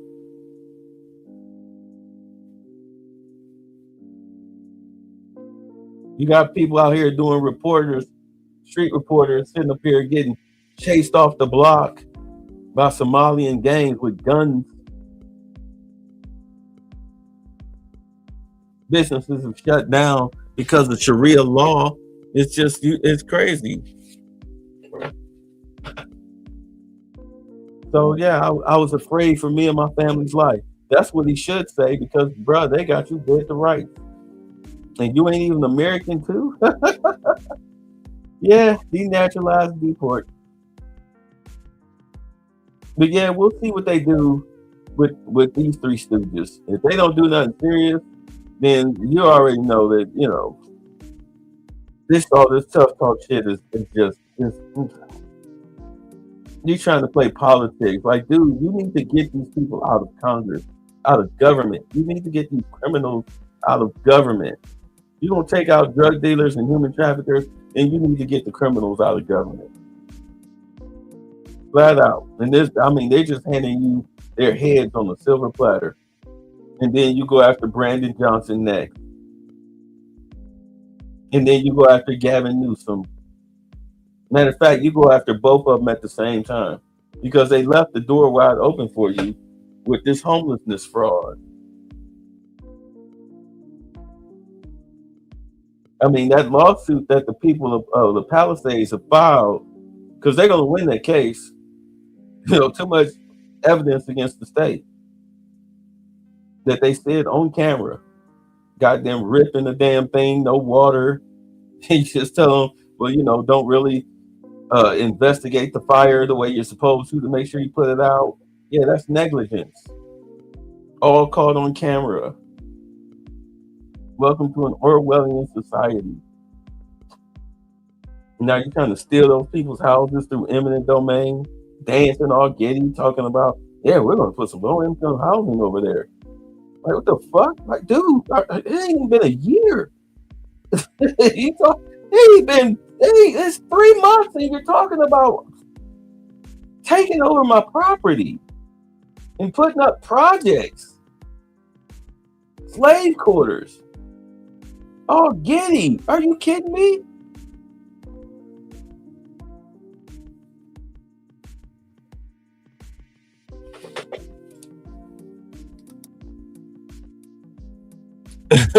Riding around magic carpet, he ain't got to worry about no gas. Yes, they need to be exiled out of the office, local, state, and federal. Yeah, and it's best to do it through criminal sentencing.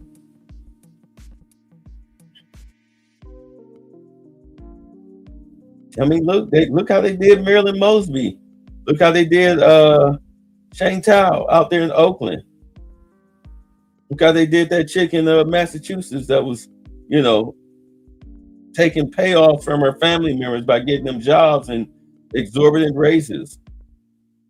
$7K for the hookup each. I mean, Kwame Kilpatrick is nothing. Just proof that it can be done. Just, do you have the balls to do it, though?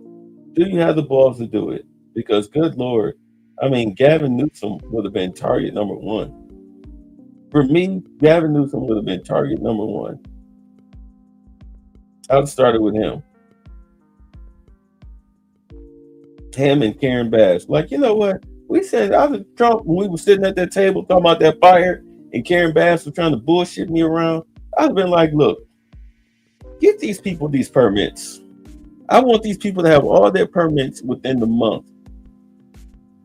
And if they don't, we're going to look at where the money went for the fire department. And maybe a few other things. Can you do that? Or, you know, can you get these people their permits within 30 days so they can get to rebuilding their homes? Can we do that? Or do we need to start looking into, you know, where the money is going in this state? You've got failed projects all over the place. Place a walking death trap. You got unskilled labor, rampant crime, homelessness, money disappearing from that. Yeah, I think, you know what? I want the permits. I want the permits. Permits in 30 days. That's what I want. I want everybody to call me hey, all of you, all of you that bought your houses here. If you do not get your permit to rebuild after 30 days, well, 30 days is not enough time. 45. If you don't get your permits to rebuild within 45 days, please send me an email. Go to the government website and, submit your whatever to whatever. Can you get hey, can you put it up on the White House YouTube channel where they can go and submit if they don't get it? Yeah, it'll be up. Hey, check the website within 24 to 48 hours. You say you can get it done today? Okay, check it tonight or in the morning. Check it in the morning. Make sure to give them some time. And look for the link that'll tell you to report if you didn't get your permits, all your permits in 45 days. And then I just look at Gavin Newsom. Like, it's best you get on that. Expeditiously. And after 45 days, I'm still looking into his shit. I'm still coming after him. I just want to light a fire under his ass so he can do what he's supposed to do, since it's his fault. Oh, good, you got it done. Maybe we'll knock 10 years off your sentence as my team of forensic accountants comes running in here with subpoenas for all your records.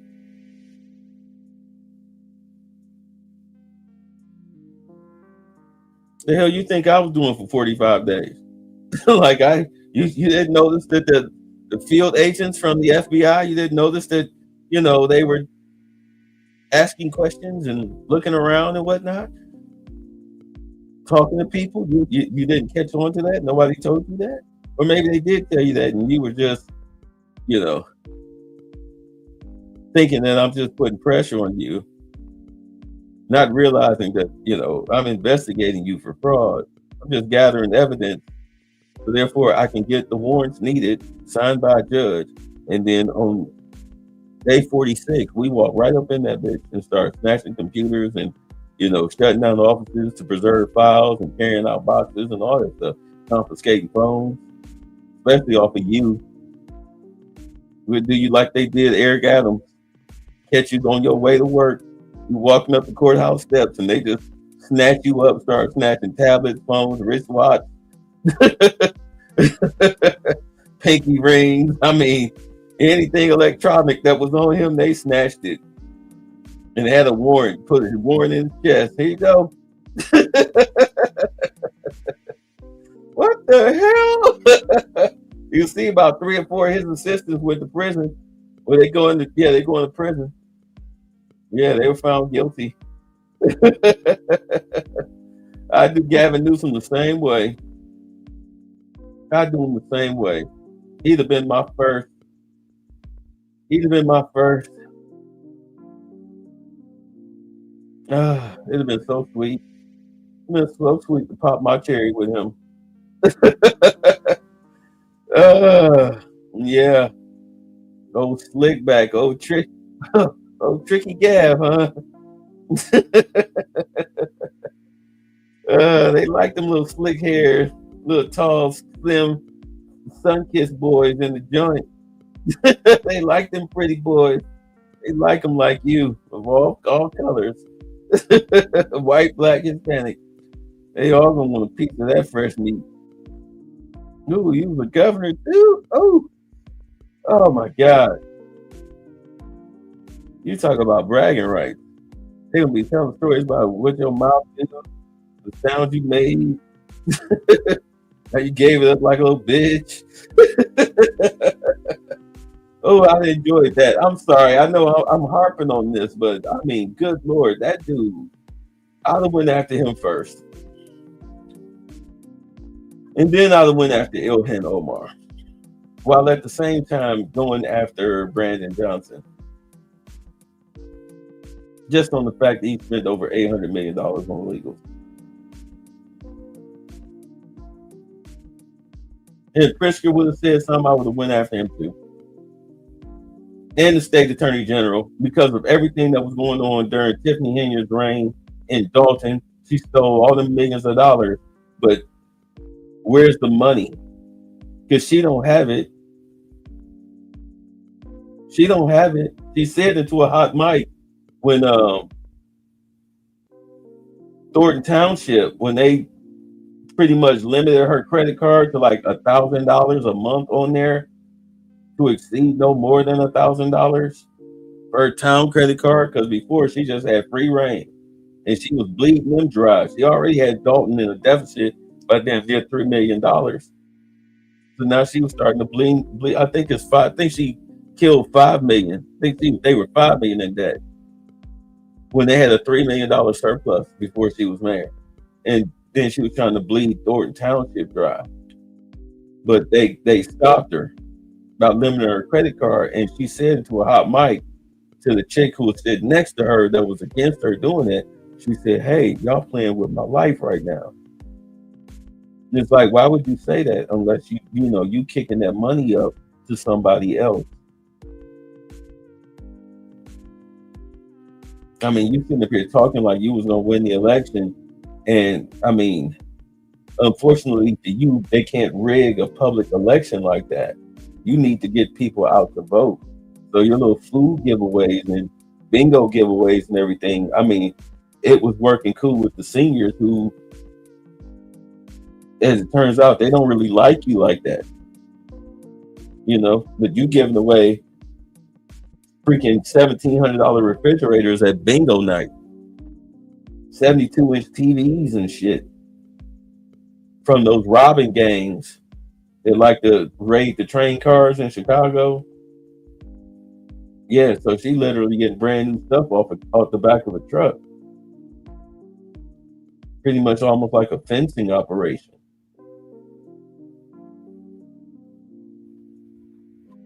Where did that money go?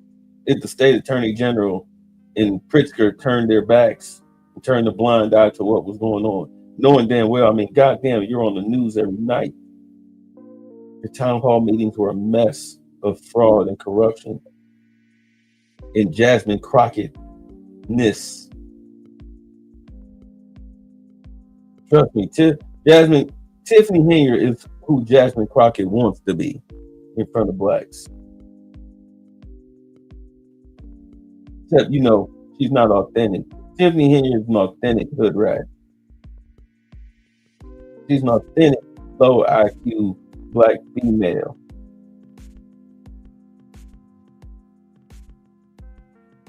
She can't even pronounce words.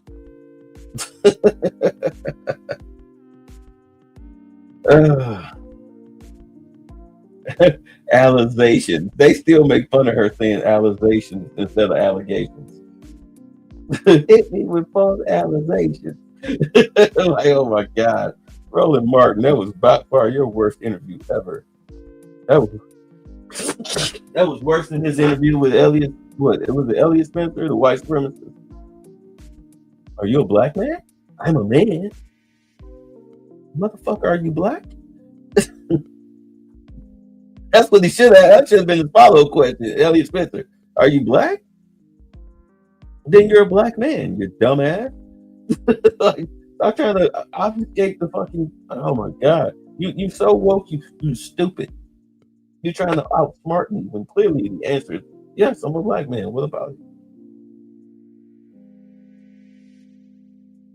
We're not a monolith. Yeah, that money was going somewhere though. That money was going somewhere though, because like she's down here in Atlanta. She opened a boutique. I'm not gonna say what I think or feel about the whole situation, or how easy it is to reach out and touch her. But yeah, she left Chicago for Atlanta. She opened up some boutique, and it's not doing too hot because girl, every bitch down here got a boutique. You ain't opened up nothing special. And if you thought that your little YouTube fame as being the mayor of Dalton got you somewhere, it did not. Anything to show people to stay away from your ass. But also with her saga's not over. She still has a court date coming up because her chief of police, Lacey, he was found guilty. He's looking to get sentenced, but if he wants some years off his sentence, then he needs to talk about the big fish, which is Tiffany Haynes. Same thing with Keith Freeman. All right, Keith Freeman was found guilty because he was one of the ringleaders. He's the ringleader. He set everything up. Lacey was just the enforcer. But yeah, he set everything up for the fraud. This dude had burner phones and everything, trying to avoid being detected, not knowing that the NSA also keeps records of burner phones and how they were paid for. Stores they keep at least 6 months of backup footage before it overwrites itself. Just in case something happened a couple months ago, somebody want to come in about this. They keep records of that stuff. They know exactly what you said and what you typed. Edward Snowden was not joking when he said you live in a surveillance state, mainly through your cell phone.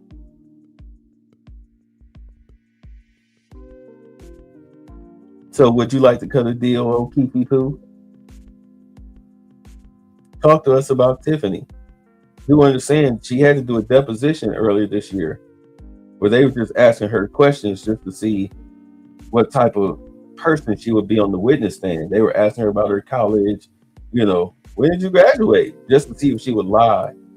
And she just talked in a gibberish circle. Every question they asked her where the answer was yes or no, and it wasn't in her favor, she talked in a gibberish circle. But yeah, she got a court date coming up next year.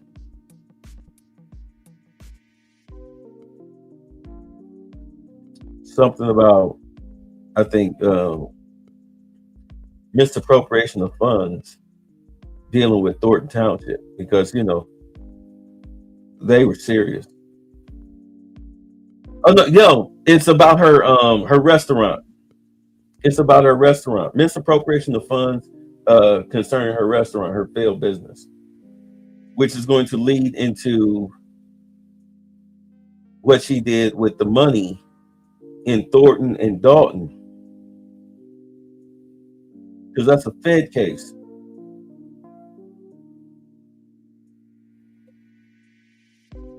Because that's what they get. They got Lacey and Freeman on. They got them on federal cases because they was defrauding the government. So yeah, her story's not over.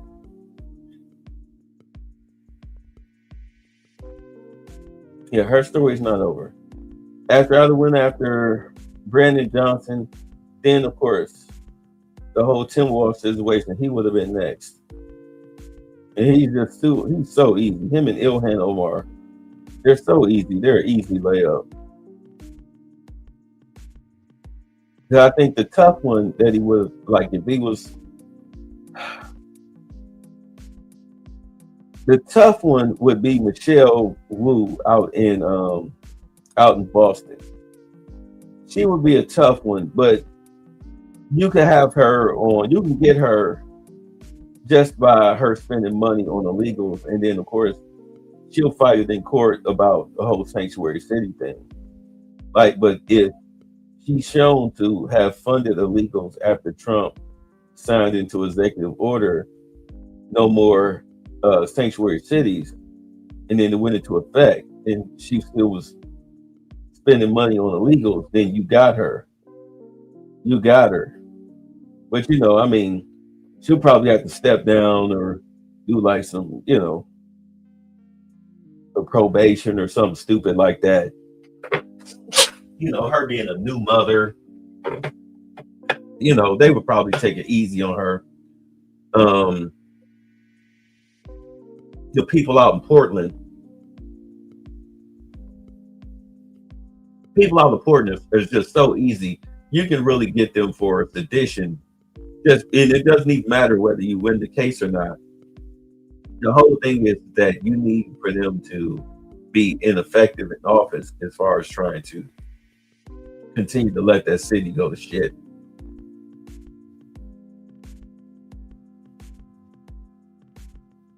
You can get them on sedition. All you got to do, though, is just wait for one of them to call themselves trying to arrest an ICE agent. In fact, I would say let them go ahead and be successful, so that way you can file charges. You can file charges. Because if you feel that an ICE agent is doing something inappropriate or what you feel is above the law, you don't arrest him. You call us. You get his watch commander and you report what he did. But you don't touch him. But see, now you're truly being a seditionist. Because now you're arresting federal agents based on them simply doing their job. You're just waiting for what you feel would be one rough arrest where somebody got hurt because, you know, they're resisting. Or maybe they feel that you illegally pepperballed somebody. You know, oh, they were just standing there. Or, of course, as these protesters are doing, they're doing foul shit and then running behind the cops when ICE started lighting their asses up. And one time they did it, and of course the watch commander of ICE came down and talked to the cop, was like, hey, look, man, why are you letting this dude use you as a human shield? Well, I didn't know what he was doing. I don't give a shit. He ran behind you to use you as a human shield. Don't you see us shooting pepper balls at him? We're not just doing this willy-nilly. You're sitting here watching this shit. Everybody we shot is somebody that threw something or flashed a flashlight in our face. That's a safety concern. So we light them up with pepper balls. So this guy runs behind you. I guess what? You're daring us to shoot you? Is that what you're doing? You trying to play stupid because you want one of us to shoot you so you can go back and report it?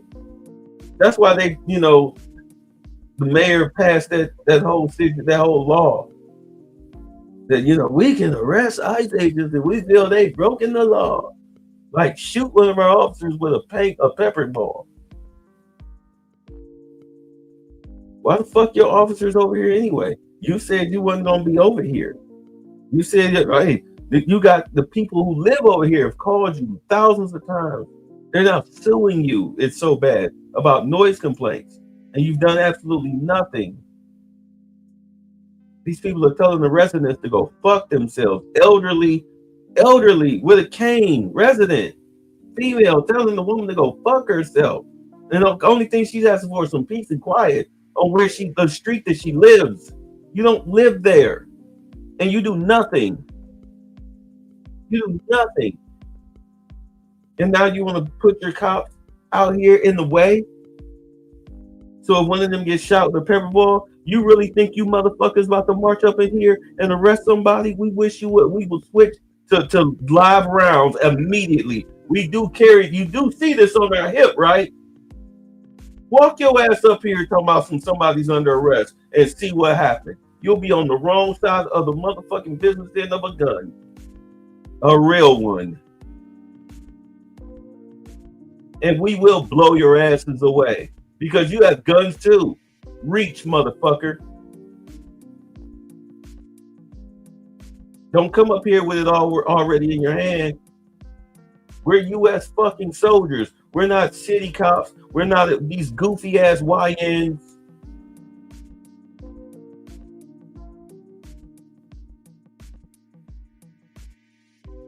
We will triple tap your ass and wait for the ambulance to come and pick up the body.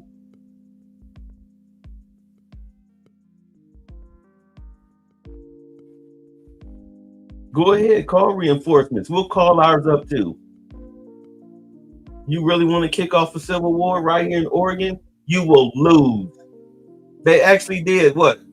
Yesterday or the day before, higher court granted Trump access to deploying the National Guard to Oregon because a lower court judge had blocked it, but they went ahead and granted it earlier this week. They granted his, permission to do that. So go ahead. You want to escalate? We'll have you, your police captain, the mayor, the state attorney general, and the governor in handcuffs within 24 hours for sedition, treason, actually, because who gave them the fucking order to come and try and arrest a federal agent under the protection of Antifa? Who did it?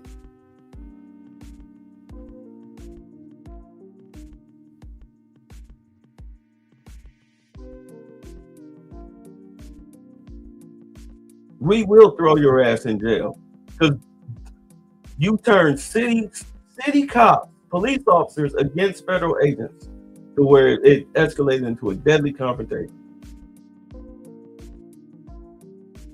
That's what just following orders gets you. You talk about breaking the law. They're breaking the law.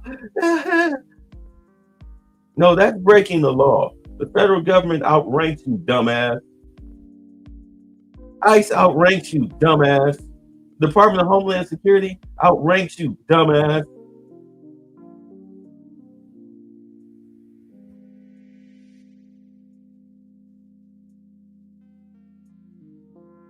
And it usually is in some shithole state, like a Utah or something like that, where the United States usually get it on and popping, and then it just spreads across the nation.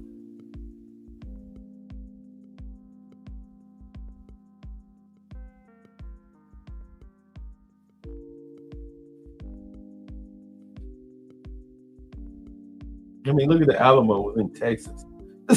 I mean, the hell. I get it. It was a border war, but, the Alamo is no bustling city. Skyscrapers everywhere and whatnot. It's still a podunk.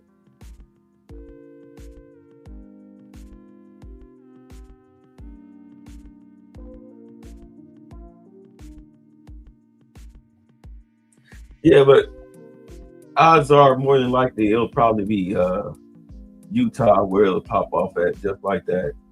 A cop will get hit with a pepper ball.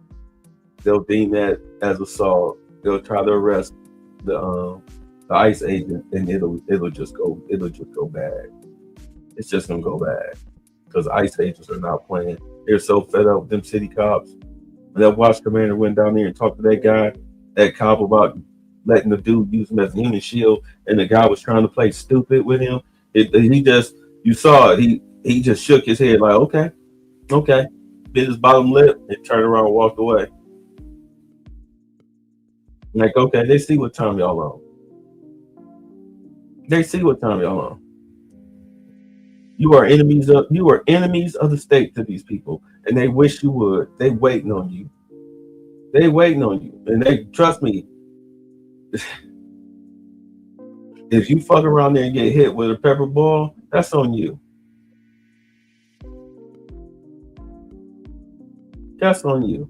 You stand around watching this chaos and this melee go on and doing absolutely nothing. You're here to protect Antifa, not the residents who keep calling you with these noise complaints.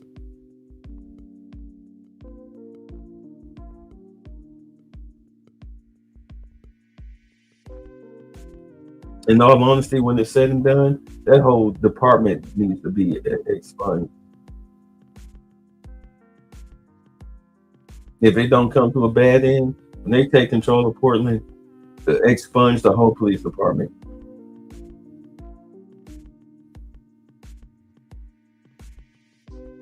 From top to bottom. And then you deal with the mayor however you have to.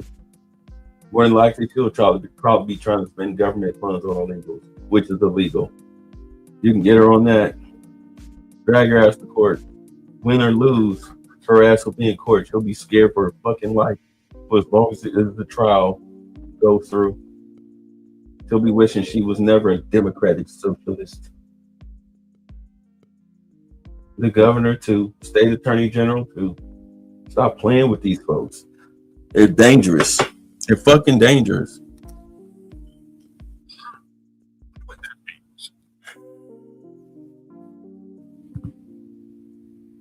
I'm sorry, y'all. I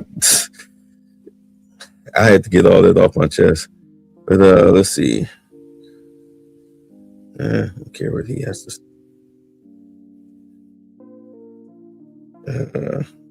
Oh, okay. Charles sent a TikTok.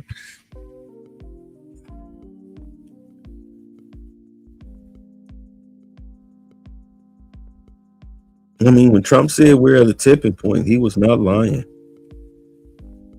He wasn't joking. He meant that shit, and you see it. If you're paying attention, you see it.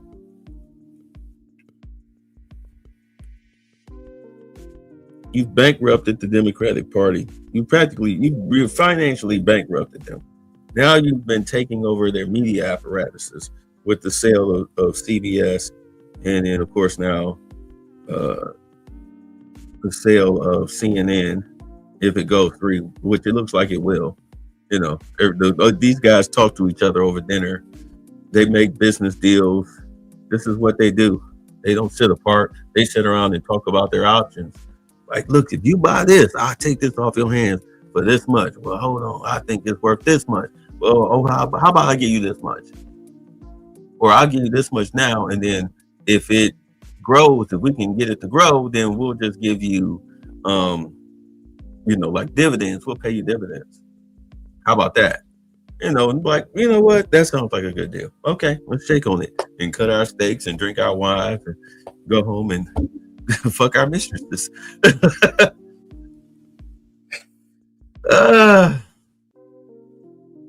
Yeah, so that's going to go through. You destroy the Democrats' media apparatus. What? You got Microsoft remove themselves from MSNBC to where they're just MS Now. And of course, they're so Trump deranged syndrome this pathetic. I mean, they got worse. They got worse. They got so much worse. Like I said, I'm surprised they ain't hired them chicks back. So the only thing really left that's going to be left outside of MS Now, which like their ratings are in the toilet. Well, NBC will be okay, but of course you see NBC, CBS. Well, okay, like they got what's the name got fired, Stephen Colbert. you know, because he was just Trump the whole show. Trump. So with them selling CBS, because remember that Trump sued them for that lawsuit for them election interference by doctoring up Kamala Harris's interview with them. So they went ahead and settled with him, but they settled with him because their buyer, the guy who Sundance, I believe, whoever it is, he you know, he was like, I'm gonna make y'all cover whatever he wound up winning as. That's gonna come out of y'all. I'm gonna tack that onto y'all bill. So they was like, you know what, fuck this shit. We'll just settle. So they settled on $15 million, and they were able to pay that out of their pocket. And then CBS was sold to the guy that's the conservative. And of course now you see that CBS, you don't have these wild, crazy interview clips, you know, where they just pump fear and racism, you know, on their networks anymore. They're now more fair and balanced than the days of Walter Cronkite. You know, they trying to get back into that era. So you start seeing them being more fair and balanced. CNN, you see that a little bit. They're starting to be more fair and balanced. They're starting to ask Democrats tough questions, you know, that you would have somebody usually on like Fox News would ask them, you know.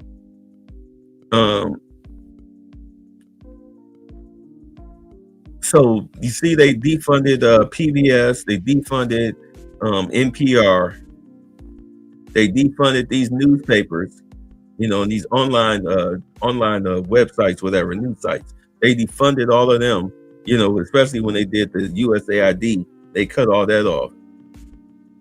A lot of these TV stations and whatnot, this little secret funding they were getting, they lost all of that. They lost all of that. All the anti-Trump money gone. That's why CNN has to sell. Well, they have to do something. That's why they were firing people.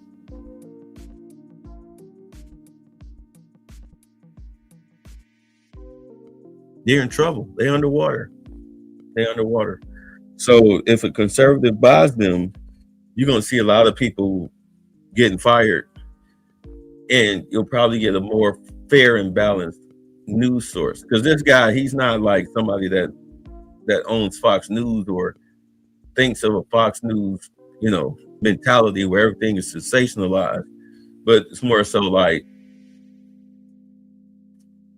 unbiased journalism.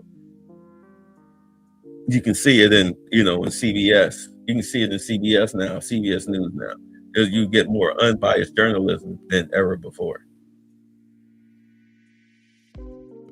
So now you've destroyed the Democrats' media apparatuses, and you've destroyed their ways of making money. You know, from ripping off taxpayers to, you know, cartels and Islamists. You're cutting off their money left and right. You're destroying their media power. Now you just have to destroy their political power, which is, of course, the mass deportation.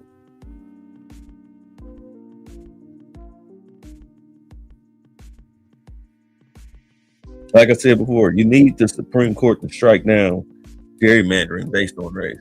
Just strike it all down. Like, just make it fair and balanced. Just strike it all down. Strike it all down. We don't have to worry about the Democrats anymore. They'll have to work for what they get, which will be scraps.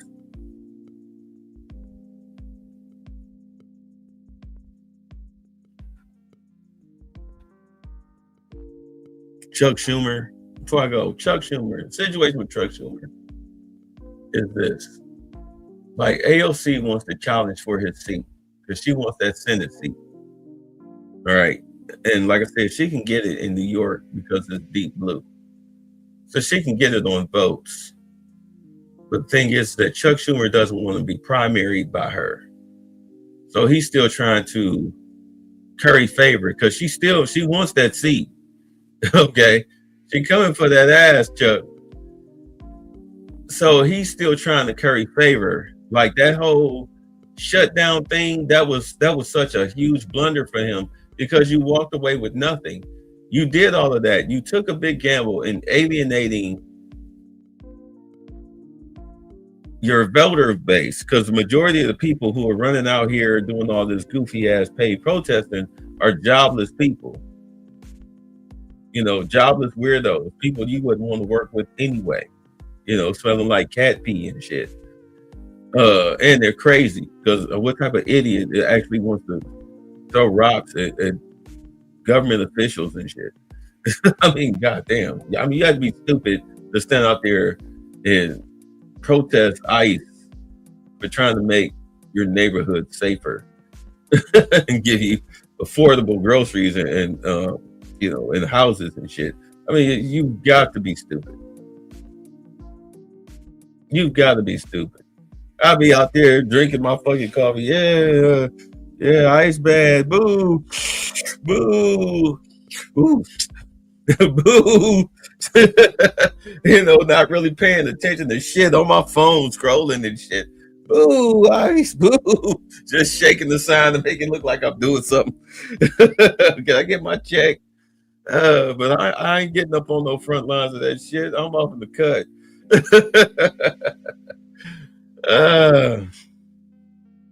I mean, you know, anything for a buck, right?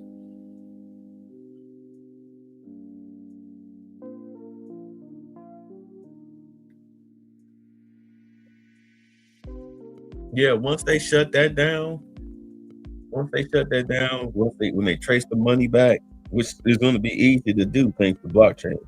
Once they trace that money back and then they start hauling these people before Congress, having congressional hearings or whatnot, before they indict them on funding a terrorist organization such as Antifa, or you see that he made the Muslim Brotherhood a terrorist organization. So that way, when they go into Dearborn, Michigan, and all of these other Muslim Islamist enclaves, go ahead, say you're with the Muslim Brotherhood. We dare you. That is a one-way ticket straight up out of here on the Deport Express. We just throw you in jail. I mean, the choice is yours. You go home or you go to jail. Which one's gonna be? Because I mean, we know all of your materials. We have FBI agents that are, you know, Arab. We have all your materials. We know all your little terrorists, everything. So if we find that in your house, well, hey. You think we know how to read Arabic on the phone?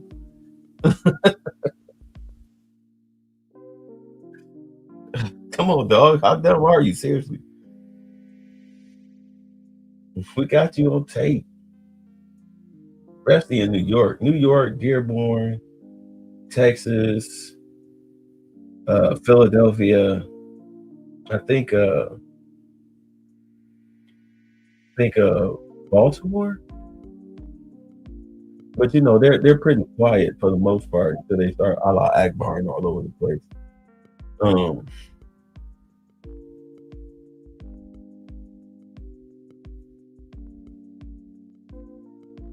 Yeah, it's gonna be a clean sweep. It's gonna be a clean sweep. All they need is the bodies, which they're about to get next year. They got the bodies. Remember, they did that mass hiring. All you gotta do is just come in, fill out the application. They, of course, they have your information, but they go ahead, they make you pee in a cup, snip your hair, have you do a drug test, and if the drug test came back clean, then they would give you a call. They probably call you if it was dirty anyway. Say, turn yourself in to the nearest. No, but yeah, if your pee came back clean and your background check came back clean, you know, you was hired. You was hired. They was talking about 10,000 people or something like that couldn't pass the physical fitness portion. Like, yeah, but you had hundreds of thousands, about 300,000 that signed up. Like, I would say that's a pretty good haul. or freaking job fair. You got what, 80%, 90%?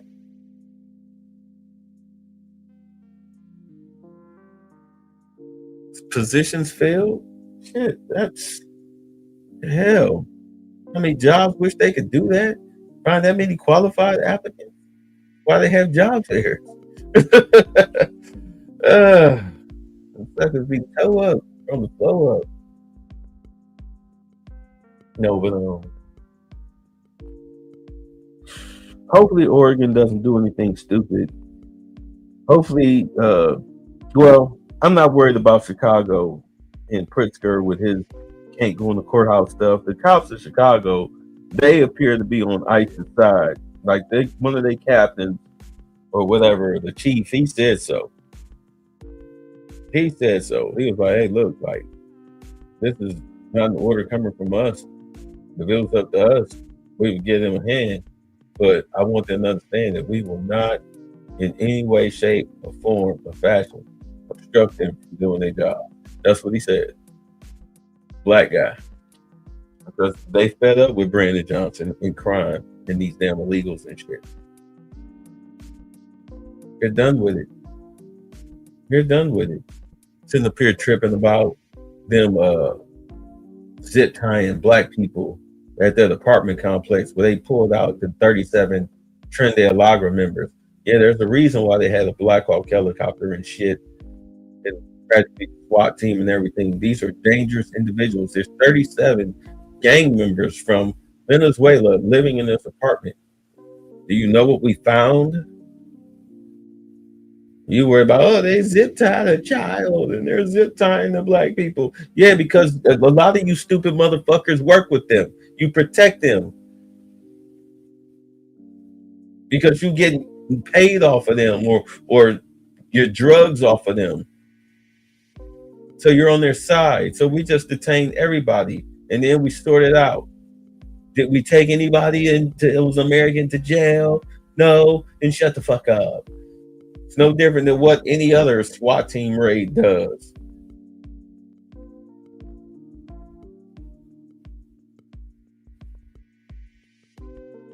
It's like you trying to make a big deal out of this double tap. Don't nobody care.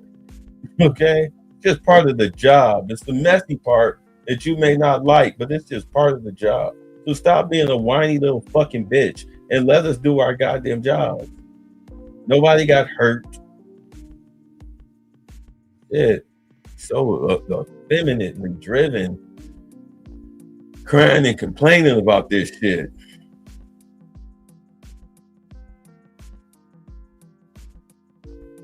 Like saying to criminals, hey, can you guys like stop committing crimes and please come with us? Right this way, yes. Yes, watch your step. And they're going, okay, with their hands up on the back of their heads, walking into the goddamn police van.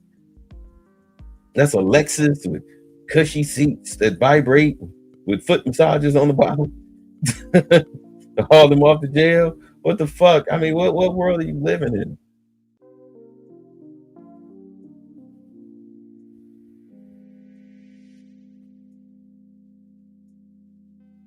Do them people in our fucking neighborhoods and then trying to use us as human shields when the government come to get them out. And you talk to the people that's down on the ground that live in those areas, I'd be like, thank God. You heard what them people were saying on the streets of DC? They never felt safer. I mean, unless the stupid white people, they trying to act like they're fighting for us. Oh, that's racism. Meanwhile, they got like 50 black people saying, thank you. Thank you for getting these motherfuckers off the street. We appreciate the National Guard. No, we now see what the big deal is. Yeah, we appreciate it. I feel safe walking to work at 4 o'clock in the morning now.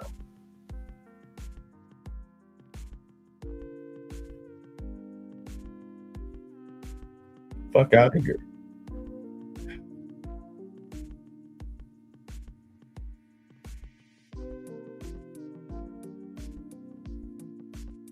Yeah, thank God the fear mongering and the goofy, useless racial politics and the whataboutisms and all these other like goalpost moving and all this other effeminate fucking ideology. Thank God that shit is going to be going away. Maybe you can still watch you, ABC, possibly NBC. I mean, they're still a little biased.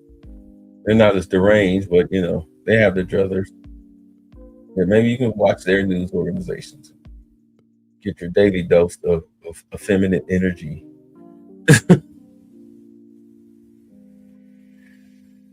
All right, y'all. Let's get out of here. Y'all be safe. Peace. Now, gentlemen, Mr. Butler's been up north, I hear.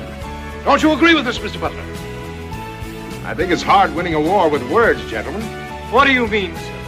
I mean, Mr. Hamilton, there's not a cannon factory in the whole South. What difference does that make, sir, to a gentleman? I'm afraid it's going to make a great deal of difference to a great many gentlemen, sir. Are you hinting, Mr. Butler, that the Yankees can lick us?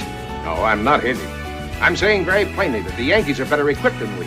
They've got factories, shipyards, coal mines, and a fleet to bottle up our harbors and starve us to death. All we've got is cotton and slaves and arrogance. That's treachery! A problem figuring out whether you're for me or Trump, and you ain't black. Right, bye. Thanks for the fun. Get the fuck out!